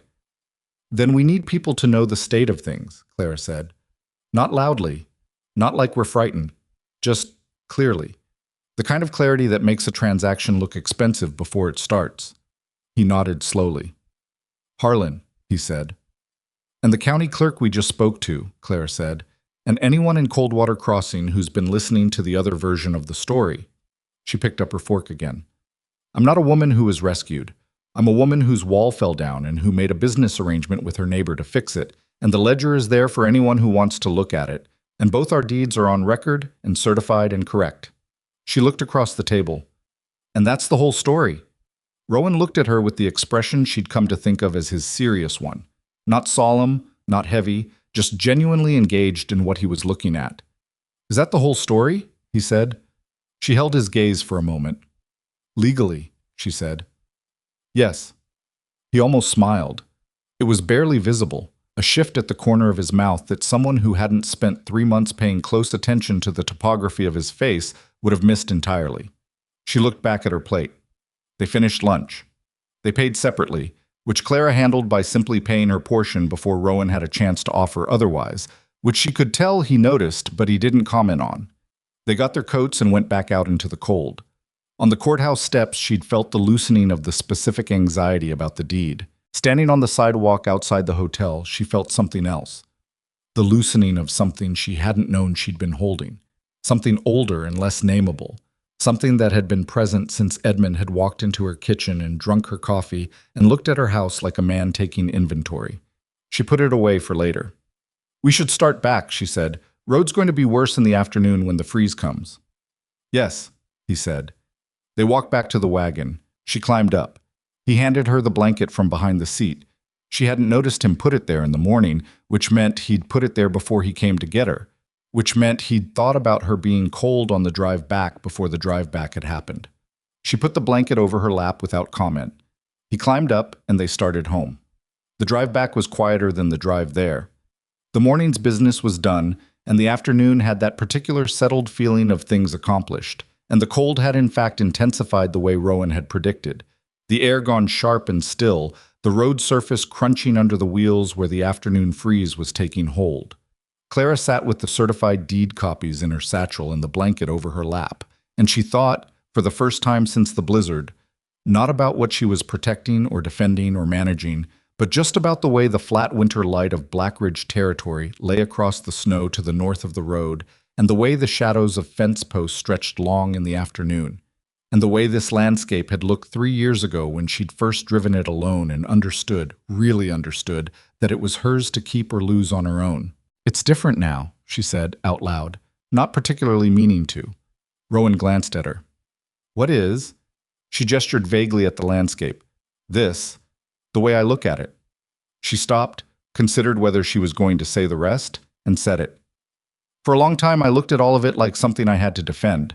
Every fence line, every acre, like if I stopped watching it, it would be taken. And now, she looked at the flat white land running out to the horizon under the winter sky. Now I still watch it, she said. But it's not. I don't feel like I'm holding on to it. It's more like it's just mine, without the effort of it. Rowan was quiet for a moment. That's the difference between earning something and knowing you've earned it, he said. She looked at him. When you're still earning, he said, you can't stop paying attention to the process. When it's done, when you've actually done the work, and it's finished, and it's yours, You can just look at what you built. Clara turned that over. It was simple, and it was right, and it was the kind of thing that felt obvious once someone said it, and completely invisible before. You've been here 5 years, she said. Did it take you that long? Longer, he said. I spent the first 3 years convinced I was one bad winter away from losing it. He kept his eyes on the road. My father lost his claim when I was 12. Drought and a bad debt and a man who'd been patient about the debt for 2 years and then wasn't anymore. We watched them take the equipment first and then the house. He paused. I worked somebody else's land for 8 years after that before I could file my own claim. And then I spent 3 years after that waiting for it to be taken too. Clara looked at him. He'd said more just now than she'd heard from him in 3 months combined, and he'd said it without drama, without the particular performance of someone who wants to be seen suffering, just as a fact, a piece of history that explained the shape of the present. When did that stop? She said. He thought about it. Last winter, he said, more or less. Why last winter? He was quiet for a moment. Because I watched you hold on to yours, he said, and you were doing it alone, and it was bad, and you didn't quit. He kept his eyes forward. I figured if you could do it on your own, I could manage not to be afraid of losing what I'd already kept for 5 years. Clara sat with that for a long moment. I didn't know I was useful to you, she said. You didn't have to know, he said. You were just there, doing it. She looked back at the road. The light was going the way it went in February, quickly and without ceremony. The sky moving from pale gray to a deeper gray that would be dark in another hour. She pulled the blanket tighter. They came over the ridge and she could see both properties below. Hers on the left with the repaired northwest corner clear even from this distance, the new lumber still pale against the weathered boards of the original structure, and his to the right, solid and quiet, with the yellow square of a lit window against the deepening gray. She looked at both of them from this height, from this particular angle she'd never had before, and she thought, from here you can't really tell where one ends and the other begins. She didn't say that out loud, but she thought it. Rowan pulled up at her gate and she climbed down with her satchel, and he passed the blanket back behind the seat, and she stood at the side of the wagon for a moment. Thank you, she said, for today. You'd have gone alone, he said. I would have, she agreed, but this was better. He nodded. Yes, he said. It was. She walked toward her porch. She heard him start back toward his property. She went inside and hung up her good coat and set the satchel on the table next to the ledger and lit the lamp and stood in her kitchen in the last of the daylight and looked around at her own house. The northwest room was framed and closed. The window was glazed. The floor in there still needed work. That was still on the list. But the room was a room again, not a gap in the structure, not a piece of the house that had given up. She opened the ledger. She turned to the page with Thursday written at the top. She wrote, Certified copies obtained, documentation complete, claim unimpeachable. She looked at what she'd written. Then, below it, in handwriting that was slightly less precise than her usual, she wrote, better with 2. She looked at that for a moment. Then she closed the ledger. She started the fire. She put water on. She stood at the window of the northwest room, the new window with its good uncracked glass, and looked out at the ridge to the east where Rowan's cabin sat with its lit window in the early dark. 2 weeks later, Edmund Voss made his move. She'd been half expecting it, and the shape of it was still worse than she'd anticipated, because anticipating a thing and experiencing it are different in the specific way that being told about cold and standing in it are different. It came through the land office. A formal inquiry, properly filed, questioning the eastern boundary description of her claim on the grounds that the original survey had been conducted with instruments that were now certified as having been imprecise, and that a resurvey was therefore warranted before the current boundary could be confirmed. The filing was signed by a surveyor she'd never heard of out of a county 300 miles east. It was signed by Edmund Voss as the requesting party.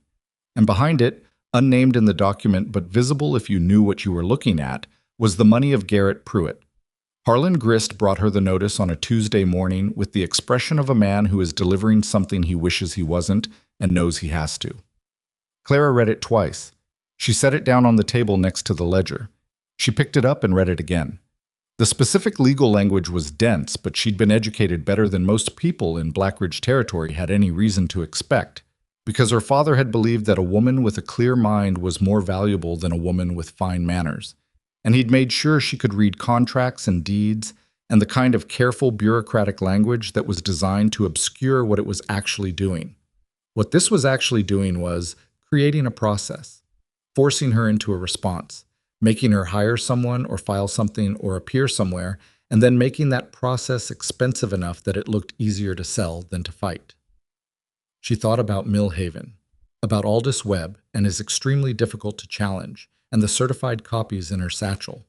She went to the satchel and took out the copies and spread them on the table next to the notice. She looked at both documents for a long time. Then she put on her coat and walked to Rowan's.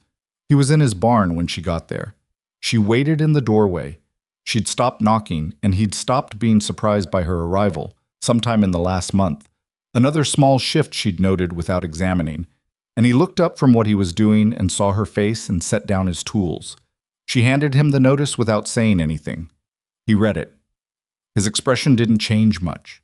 A tightening around the eyes, the particular stillness of a person who is taking in something they'd been half expecting and is now converting expectation into response. He handed it back to her. "The certified copies," he said.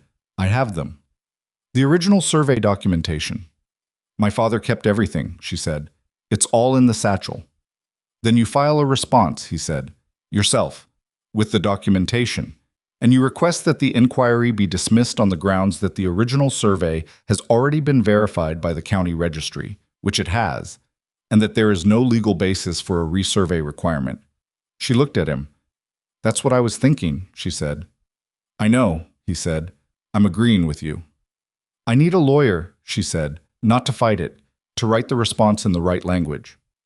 "There's a man in Millhaven," he said. "Name's Carver. He does land work. He's good, and he doesn't inflate his hours." "How do you know him?"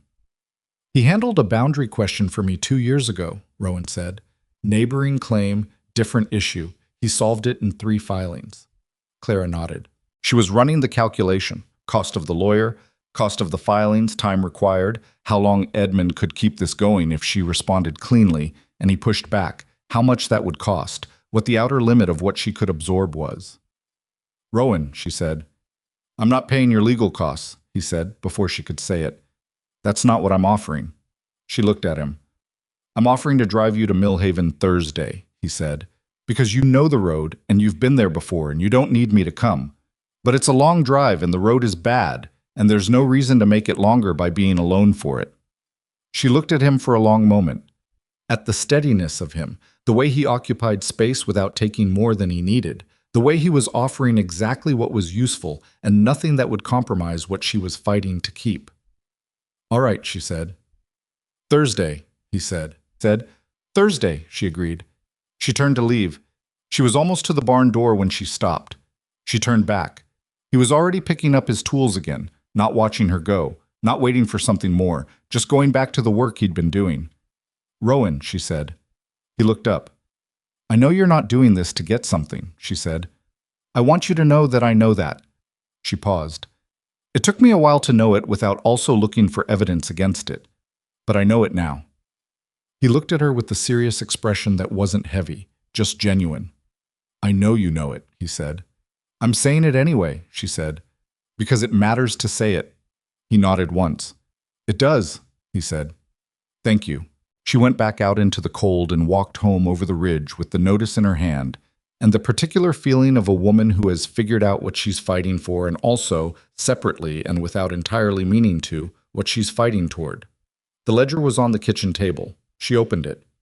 She wrote Edmund's name at the top of a new page, and below it the details of the inquiry, and below that the names: Carver, Millhaven, Thursday. And at the bottom, because she was nothing if not thorough, and because she needed to write the true shape of things, even when the true shape of things was complicated, not fighting alone. She looked at those 3 words. She didn't cross them out. Carver's office was on the 2nd floor of a building on Millhaven's main street that also housed a land surveyor and a notary public, which told Clara something about the kind of work that kept this part of the territory running. The stairs going up were narrow, and the wood was worn smooth in the center of each step by the passage of many boots belonging to people who needed the particular kind of help that required climbing stairs and sitting across a desk from a man who knew the law. She and Rowan had made the drive in under 3 hours on Thursday morning because the road had frozen solid overnight, and the surface was actually better than it had been 2 weeks ago, iron hard and even, the kind of road that makes you move fast because you know it won't stay this way. She'd watched the landscape the whole drive without making it obvious she was watching it, and she'd thought about the notice sitting in her satchel and about what she was going to say to Carver and how she was going to say it without sounding like a woman who needed someone to save her, because that wasn't what this was. Carver turned out to be a compact, gray-haired man in his mid-50s who had the kind of economy of movement that comes from doing precise work for a long time. He read the notice she handed him without any particular expression, and then he read it again. And then he set it down and looked at her over his glasses with eyes that were assessing but not unkind. "You have your original documentation," he said. "I have certified copies from the county registry," Clara said, "and the original survey documentation my father kept, and tax receipts for 3 years of continuous occupancy in my name." "The survey instrument question," Carver said, tapping the notice. "This is the basis of the challenge. Do you know anything about who conducted the original survey?" "My father's records include the surveyor's name and the instrument certification from the Territory Land Office," Clara said. "The certification is dated 1878 and signed by the Territorial Commissioner." Carver looked at her. "You've read the original certification." "I've read everything in that satchel," Clara said. He almost smiled. "Then you already know that a Territorial Commissioner's certification of survey instruments in 1878 supersedes a private surveyor's retroactive opinion about instrument precision in 1889, he said. "What you need is a response filing that makes that hierarchy of authority explicit and requests summary. Dismissal of the inquiry on the grounds that it does not meet the threshold for a valid challenge under territorial land law." "That's what I thought," Clara said. "Can you write that?" "I can write it today," he said, "and file it by end of week." "What will it cost?" He named a number that was reasonable, not cheap, but reasonable, the kind of number that represented actual work at an honest rate. She'd brought enough. She'd calculated the range before she came, and she'd brought the upper end of the range because she'd rather leave with money unspent than be short when she needed to commit. "One more thing," Carver said. He looked at the notice again. "Edmund Voss is named as requesting party. I know who Garrett Pruitt is. This challenge has money behind it, which means if we dismiss this filing, there will probably be another one. Different angle, different basis. These things can be designed to be persistent." "I know," Clara said. "The most effective response to a persistent legal strategy," Carver said, "is to make the cost of persistence exceed the value of what's being pursued, which in this case means making it clear, through the public record, that your claim is documented to a degree that every subsequent challenge will be dismissed on the same grounds." "Which means we win each one," Clara said. "Which means you win each one," he said, "until the cost of filing becomes higher than whatever Pruitt thinks your land is worth to him." "How many filings does that usually take?" "Depends on how much money the other side has and how much patience," Carver said. "Pruitt has money. He doesn't usually have patience. Men who buy land as a financial strategy want transactions, not campaigns." Clara looked at the notice one more time. She thought about Edmund, about the specific vanity of a man who needed to be at the center of every transaction, who needed other people's need to feel his own value. She thought about what happened to men like that when the transaction stopped working, when the thing they'd positioned themselves to broker dissolved. "If the filing is dismissed cleanly," she said, "Edmund Voss loses his value to Pruitt." Carver looked at her with a slight recalibration in his expression, the look of a man who has revised his initial assessment upward. "That's a fair analysis," he said. "Then let's make it clean," Clara said. She paid him half up front, and he said he'd have the filing ready in 2 days, and could she provide the original certification document for his reference. And she pulled it from the satchel and handed it across the desk and watched him read it, and watch his expression confirm what he'd already told her, which was that she had everything she needed and had had it all along. Rowan had waited downstairs. She came down to find him standing outside on the sidewalk looking at the street, and when she came through the door, he turned and read her face the way he'd learned to read it, which took him about 2 seconds. "Good," he said. "Clean filing by end of week," she said. "He thinks one dismissal might be enough to make Pruitt move on." Rowan nodded. "And if it's not?" Then we do it again, Clara said. Until it is. He looked at her for a moment. You're not worried. I'm worried, she said. But worry and scared aren't the same thing. I'm not scared. He looked at her with the serious expression she'd come to know, the one that was just genuine attention. No, he said. You're not. They started back toward the wagon. The day was clear and cold, the February sky doing what February sky does in this territory when it decides to be bright. A pale, hard blue that doesn't warm anything, but at least gives you something to look at. Clara walked and felt the certified copies in her satchel and thought about the filing Carver would write and the dismissal that would come back from the land office. And she thought about Edmund reading that dismissal and understanding what it meant for his position with Pruitt, and the thought gave her a satisfaction that was not quite vindictive but was in the same neighborhood. Then she thought, he's going to come back to her property one more time. She knew this the way she knew weather. Not from evidence exactly, but from knowing the shape of the thing. Edmund would come back. Not for the land anymore, or not only for the land.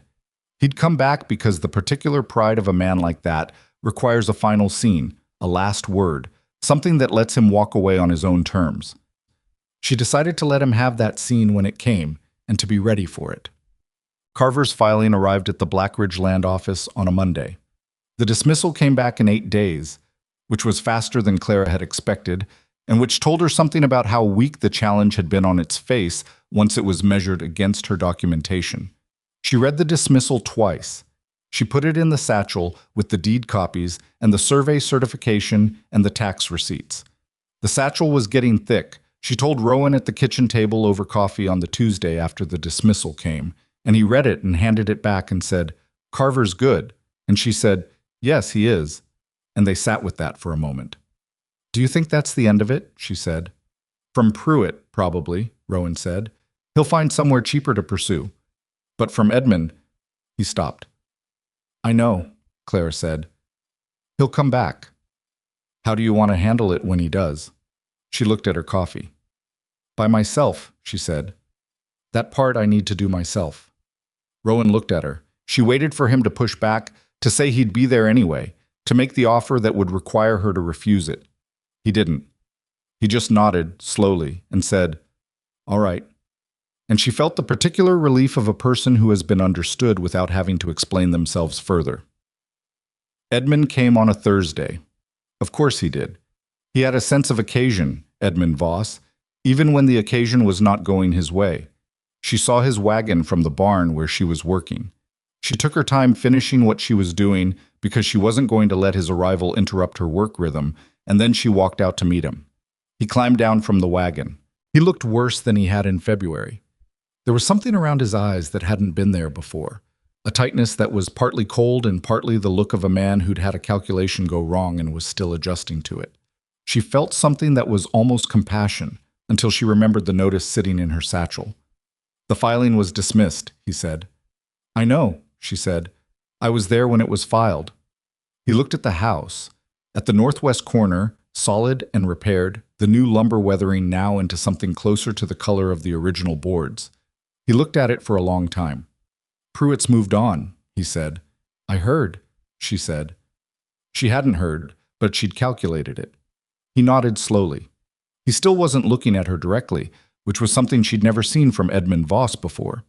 He was a man who made a point of looking people in the eye, because he'd learned that it read as confidence, and confidence was a thing he'd learned to perform so long ago he probably couldn't always tell when he was performing it. "I made a mistake," he said. "You made several," Clara said. "Which one are you referring to?" He looked at her then. "All of them," he said, with a flatness that was the closest she'd ever heard him come to honesty. "Coming back, the filing, all of it." She looked at him. She'd thought about this moment and what she'd feel in it. She'd expected anger. She had anger. She wasn't pretending otherwise. But the dominant thing she felt standing here in her yard in the early March cold, looking at Edmund Voss saying he'd made mistakes, was something closer to tiredness. Not the tired of someone who'd been wronged and was still carrying the weight of it. The tired of someone who'd put something down a long time ago and was watching the other person finally notice the thing was gone. "Edmund," she said, "why did you come back in January?" He was quiet for a moment. "Pruitt approached me in November," he said. He'd identified properties in this area. He knew I'd been here before. He knew about you. He looked at the ground. I told myself it was also a chance to see if things were different, if you were different. He paused. But I knew when I drove out here what I was really doing. And what were you really doing? She said. Seeing if you'd failed, he said, hoping you had. The honesty of it surprised her. Here, she'd expected more maneuvering, more careful language. But Edmund apparently had decided that the performance was too expensive to keep up today. And what was left without the performance was this. A man who'd spent 3 years hoping a woman he'd left would eventually prove she'd needed him. I didn't fail, she said. I can see that. And even if I had, she said, that wouldn't have been a reason to come back. You don't get to collect on a collapse you were hoping for. He nodded. He didn't argue with it, which was its own kind of answer. Go home, Edmund, she said. Not unkindly, not with warmth either, just evenly, the way you close a door that has been open too long in cold weather. He put his hat on. He climbed back up onto his wagon. He looked at her one more time from up there, and she could see him arranging his face into something he could live with, some version of this scene that he could carry back to wherever he was going and set down in a way that didn't cost him too much. She let him have it. People need the stories they need about themselves, and she was done being a character in his. He drove away. She stood in the yard until his wagon was out of sight. Then she went back to the barn and finished what she'd been doing. March came in uncertain and cold, and then, around the middle of the month, shifted. Not dramatically. The territory didn't do dramatic season changes. It did gradual ones, 1 degree at a time, 1 day at a time, until you looked up and realized that the air smelled different, and the snow on the south-facing slopes was going soft by noon, and you'd crossed some invisible line between winter and the beginning of the thing that would eventually become spring. Clara noticed it the way she noticed everything, practically, in terms of what it meant for work. Fencing to check before the ground softened. Water management once the snow started running off. The cattle needed to be assessed for winter condition before she made any decisions about the season's plan. She also noticed it in a way that had nothing to do with work, which was harder to categorize. She was sitting on her porch one evening in the 3rd week of March, when the temperature had gone almost bearable after sunset, and she had her father's pocket watch in her hand. She didn't know why she'd taken it off the mantel.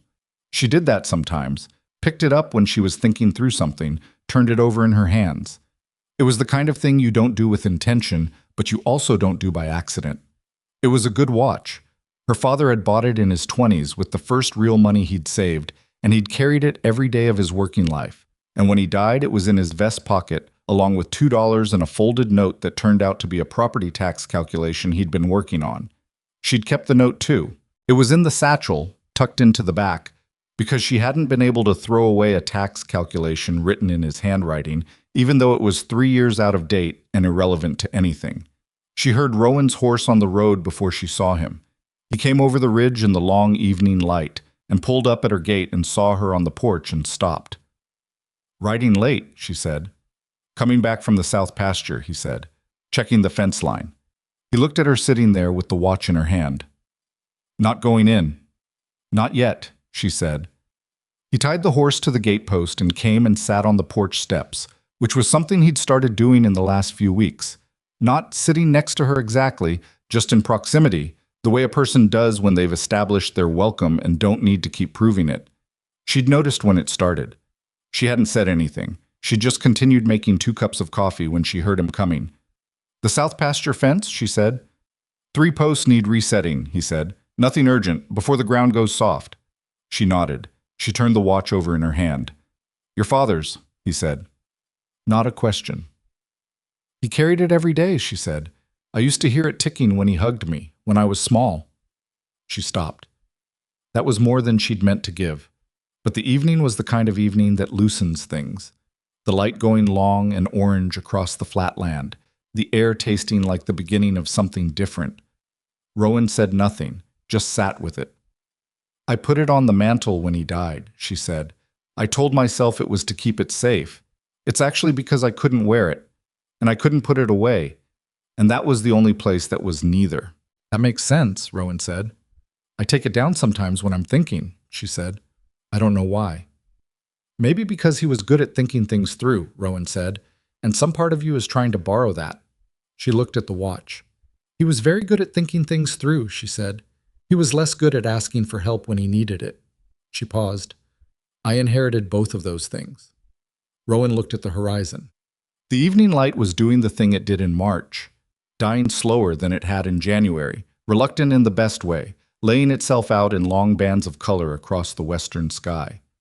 My father was the opposite, he said. Good at asking, bad at planning. That's a hard combination, Clara said. It was, he said. We never got ahead of anything. Every crisis was a surprise because he hadn't thought past the current moment. He paused. I overcorrected. I plan for everything. I've missed things by planning too hard. What kind of things? He was quiet for a moment. She watched him decide what to say. Things you can't plan for, he said. Things that happen when you're watching the fence line instead of the field. She looked at him. He was looking at the horizon still, his profile in the evening light, and she understood, with the particular understanding that comes from paying attention to someone for a long time, that he was talking about her, about them, about the 3 years he'd spent watching from a careful distance while she built her life without him, and the specific quality of attention he'd been paying that whole time. Rowan, she said. Clara, I need to ask you something direct, she said, and I need you to answer it the same way. He turned to look at her. All right, what do you want, she said. Not what makes sense, not what's reasonable. What do you actually want? He held her gaze. He was the kind of man who took a question seriously rather than answering fast to seem like he had answers. She waited. I want to keep coming over that ridge, he said, every day. Not for a reason. Not for work or weather or a fence line, just because this is where I want to be. He paused. And I want you to keep making 2 cups of coffee when you hear me coming, because you've been doing that for 6 weeks, and we both know it's not by accident. Clara looked at the watch in her hands. She'd spent 3 years building a life that didn't require anyone. She'd been good at it. She'd been better at it than anyone in Coldwater Crossing had expected, better than Edmund had expected, better than she'd expected on the first terrible winter when she'd stood in a field at dawn and looked at the flat white immensity of what she'd taken on and felt for about 30 seconds, genuinely terrified. She'd gotten past 30 seconds. She'd gotten past 3 years. She'd built something. It was hers. That was real. And standing here on her porch in this March evening with her father's watch in her hand and Rowan Hale sitting on her steps looking at her with the honesty she'd tested and found solid every time, she understood something she hadn't been ready to understand before. Independence wasn't the same as isolation. She'd known that in theory. She knew it now in the specific way you know things that have cost you something to learn. I've been afraid, she said. I want to say that plainly. Not of you. Of what happens to the thing I've built if I let it become something I share. Whether sharing means losing. Does it? He said. No, she said. I know that now. I've been watching it long enough. She set the watch on her knee. You helped rebuild my wall. You drove to Millhaven twice when I needed it. You told me what Pruitt was before I asked. You sat on these steps for 6 weeks without asking for more than what I was ready to give. She looked at him. Not because you needed something back, because it's how you are. It's how I am with you, he said. I don't know that it's how I am in general. She almost smiled. That's honest. I'm trying to be. She put the watch back in her palm. She looked at it. I'm not the same person I was when Edmund left, she said. She was capable, she was strong, but she thought those things were enough, and she thought they had to be carried alone to count. She closed her fingers around the watch. They count more, I think, when there's someone who can see them for what they are. Rowan was very still. Not frozen, just present, the way he was always present, with the quality of someone who understood that this moment was happening and didn't need to be rushed. What are you saying, Clara? He said. I'm saying yes, she said, to whatever this is that we've been building. I'm saying I want that too. The March evening settled around them. The light had gone to that deep amber that precedes dark, and the first stars were showing in the east, and somewhere in the middle distance a nightbird was saying something decisive about the season. Rowan looked at her with an expression she hadn't seen before on his face, which was notable because she thought she'd cataloged most of them by now. It was something simple, uncomplicated. The look of a person who has wanted something for a long time and has it now and doesn't know what to do with the surprise of that, even when they'd hoped for it. "All right," he said. "All right," she said. She put her father's watch back in her pocket. She stood up. He stood up. They were standing on her porch in the early dark of a March evening with the whole of Black Ridge territory going quiet around them, and neither of them made it into something larger than it was, because neither of them was that kind of person. "Coffee," she said. "Yes," he said. She went inside. He followed.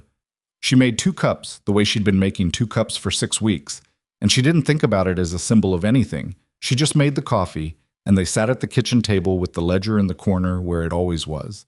And they talked about the South Pasture fence posts and her cattle assessment and the early march they were having, and it was ordinary in all the ways that ordinary things are extraordinary when they are what you actually want. They didn't make any announcements. In Coldwater Crossing, that was almost as loud as making one, because Coldwater Crossing noticed the absence of things as sharply as the presence of them.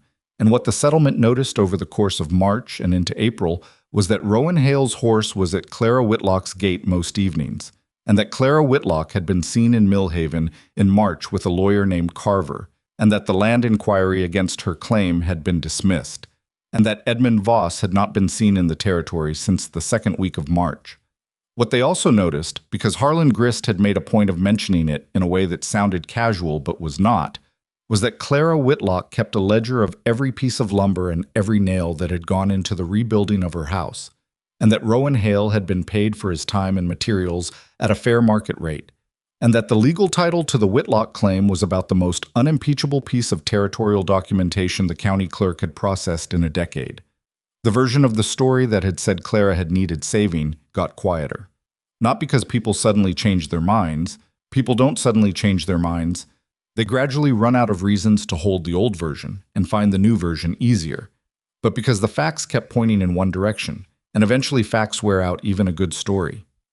Harlan said to Clara in April when she came in for supplies, "People are saying you handled the Pruitt thing yourself." "Carver filed the paperwork," Clara said. "You provided everything he needed," Harlan said. "I had a ledger," Clara said, "and my father's files." Harlan looked at her with the expression of a man who is choosing his words. "People are also saying," he said, "that Rowan Hale knew about Pruitt before the filing and told you." "He did," Clara said, "and that you went to Millhaven together twice." "We did." Harlan set her supplies on the counter and looked at her directly. "Are you happy?" he said. Just like that. Harlan Grist asking Clara Whitlock if she was happy, which was not the kind of question that got asked in general stores in Black Ridge Territory in 1889, and which she suspected had cost him something to say. She thought about it honestly. "I don't know if happy is exactly right," she said. "I know I'm not afraid of my own fence line anymore. I know I can look at my claim and see something I built instead of something I'm protecting." She paused. "And I know that Rowan Hale is a good person to sit across a table from, and I found that matters more than I thought it would." Harlan nodded. "That's close enough to happy," he said. "It'll do," she said. She paid for her supplies and went back out to the wagon where Rowan was waiting, because he'd come to town with her for no particular reason other than she was going and he'd wanted to, and she climbed up and he handed the reins across and let her drive, because he'd figured out sometime in February that she preferred to drive when she could, and he'd simply stopped taking the reins by default. It was a small thing. It had mattered. They married in the first week of May, on the property line between their 2 claims, in a strip of ground that belonged to neither house more than the other. Clara's idea. She'd looked at the boundary marker one afternoon in April and said, "That's where we should do it," and Rowan had looked at the strip of ground and said, "Yes," and that had been the whole conversation. The ceremony was performed by a justice of the peace named Dillard from Millhaven, who drove out specifically and was back on the road home by early afternoon. There were 7 people in attendance, Harlan Grist and his wife, 2 neighboring ranchers who'd been decent to Clara over 3 years, and Carver the lawyer, who Clara had invited because she thought he deserved to see the end point of the thing he'd helped protect. She wore her good coat. She'd considered the dress she'd kept in the trunk since before her father died, and decided against it, because the dress was who she'd been expecting to be when she was 24, and she was not that person anymore, and there was no reason to pretend otherwise. The coat was who she was now. It was the coat she'd worn to Millhaven. It was the coat she'd had on when she told Edmund to go home. Rowan wore his good coat too. They stood on the property line in the May morning with the territory opening out around them in every direction, and the grass coming in now the way it came in every spring, tentative at first and then with conviction. And the justice of the peace said the required words. And they said the required words back, and then it was done. The way things are done when you strip out the performance and keep only what matters. Rowan looked at her after. "Well," he said. "Well," she said. Harlan's wife cried a little. Clara did not, but she understood the impulse. There was something about standing on a property line in May and saying you intended to stay that reached something underneath the practical, underneath the well-documented and legally unimpeachable, and she felt it in a place she didn't usually let things reach. She kept the Whitlock claim in her own name. That had been the one condition she'd stated before anything was agreed, and it hadn't been an argument because Rowan had already assumed it would be that way. "Your father filed that claim," he'd said. "You kept it. It's yours." "Our operation can be ours," she'd said, "but that claim stays Whitlock." "Yes," he'd said, simple as that. They combined the ranching operation over the summer, so pooling the herds, dividing the seasonal labor, making decisions together that they'd each been making alone, which turned out to be better in practice than in theory, because two people who'd each learned to think carefully about things could think more carefully together. And the decisions they made that summer were better decisions than either of them had made separately. Not every one of them. They disagreed about the cattle rotation in June with enough heat that Clara walked away from the conversation for 3 hours before coming back, and they worked it out. And she was right about part of it, and he was right about part of it, and the decision they landed on had elements of both. She wrote right about the rotation, mostly in the ledger beside the relevant entry, and he saw it later and said, "Mostly," with the half smile, and she said, "Don't push it," and that was the end of it. She kept the ledger going, not because she needed to track debts anymore. There were no debts between them that had resolved itself sometime in the spring, but because it had become her record of things, the place where the working life of the homestead was documented. She wrote cattle numbers and fence repairs and hay quantities and supply costs and the small operational facts of a ranch being run by two people who knew what they were doing. She also, in the margins, wrote things that weren't operational. South pasture fence, 3 hours, 2 of us, done by noon. His coffee method is wrong, but the coffee is fine. We disagreed about the hay storage for 40 minutes.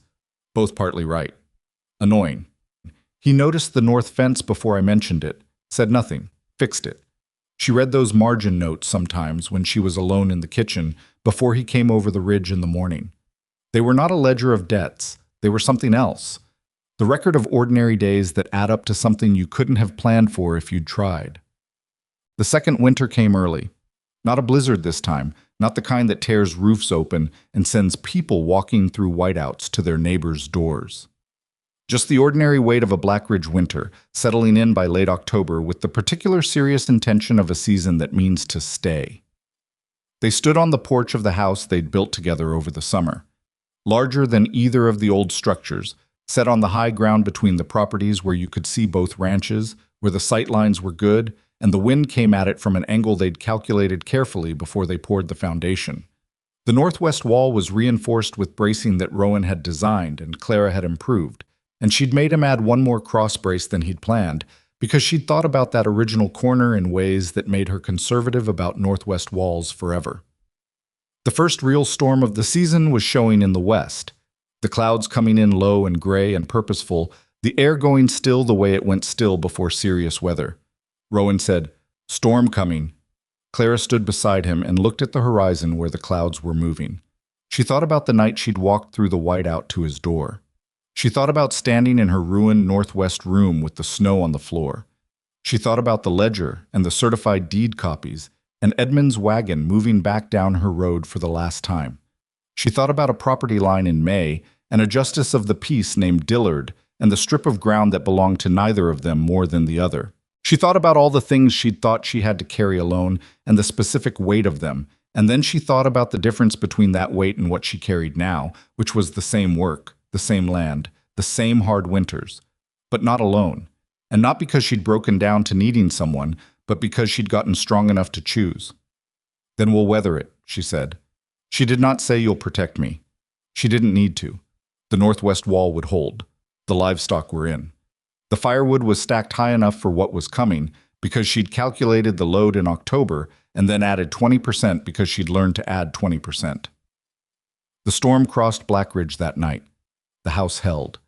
In the morning, they went out together to check the fence lines and the animals and the things that needed checking, and the sky after the storm was the pale washed blue of a sky that has said what it needed to say and is quiet now. And the snow lay clean and flat across the territory in every direction, and Clara stood by the gate and looked out at all of it, at the land that was hers, at the operation that was theirs, at the horizon that had once looked like the edge of something she was barely holding on to and now looked like the beginning of the next thing. She understood something then that she would not have been able to say at 24 or 28 or even 30, something that the 3 brutal winters and the blizzard and the ledger and the certified copies and the man coming over the ridge had taught her in a way that couldn't be taught any other way. The strongest thing she'd ever done was not survive alone. The strongest thing she'd ever done was decide, deliberately, with full knowledge of what it cost and what it meant, to trust someone with the parts of her life that she'd built by herself, in full understanding that partnership was not a concession to weakness, but a thing that required more courage than isolation, because isolation can't hurt you the way connection can. She'd been independent. She was still independent. Those things were not in opposition. Rowan came to stand beside her at the gate. He didn't say anything. He looked at the same horizon she was looking at. His shoulder was close to hers without touching it, the way 2 people stand when they've stopped performing the distance and started just standing where they naturally end up. Her father's pocket watch was on the mantel inside. She'd put it there 6 months ago, not as something she was protecting or carrying or holding in lieu of the person she'd lost, but as a record. He'd been here. This had started with him. The chain of it went back to his handwriting on a survey certification from 1878, to a claim filed in good faith on land he'd believed in, to a daughter who'd inherited both the land and the faith, and had extended them into something he hadn't lived to see. She thought he might have liked Rowan Hale. She thought he would have appreciated the ledger. She thought, and this was the truest thing, the thing she carried without needing to say it, that he had raised her to stand on her own 2 feet precisely so that standing beside someone would be a choice and not a necessity, and that if he could have seen this morning, this fence line, this horizon after the storm, he would have understood that she'd done the thing he'd tried to teach her. She was still the woman who needed no one. She had chosen anyway. That was the whole of it. The storm was over. The ranch was standing, and neither of them faced the next horizon alone.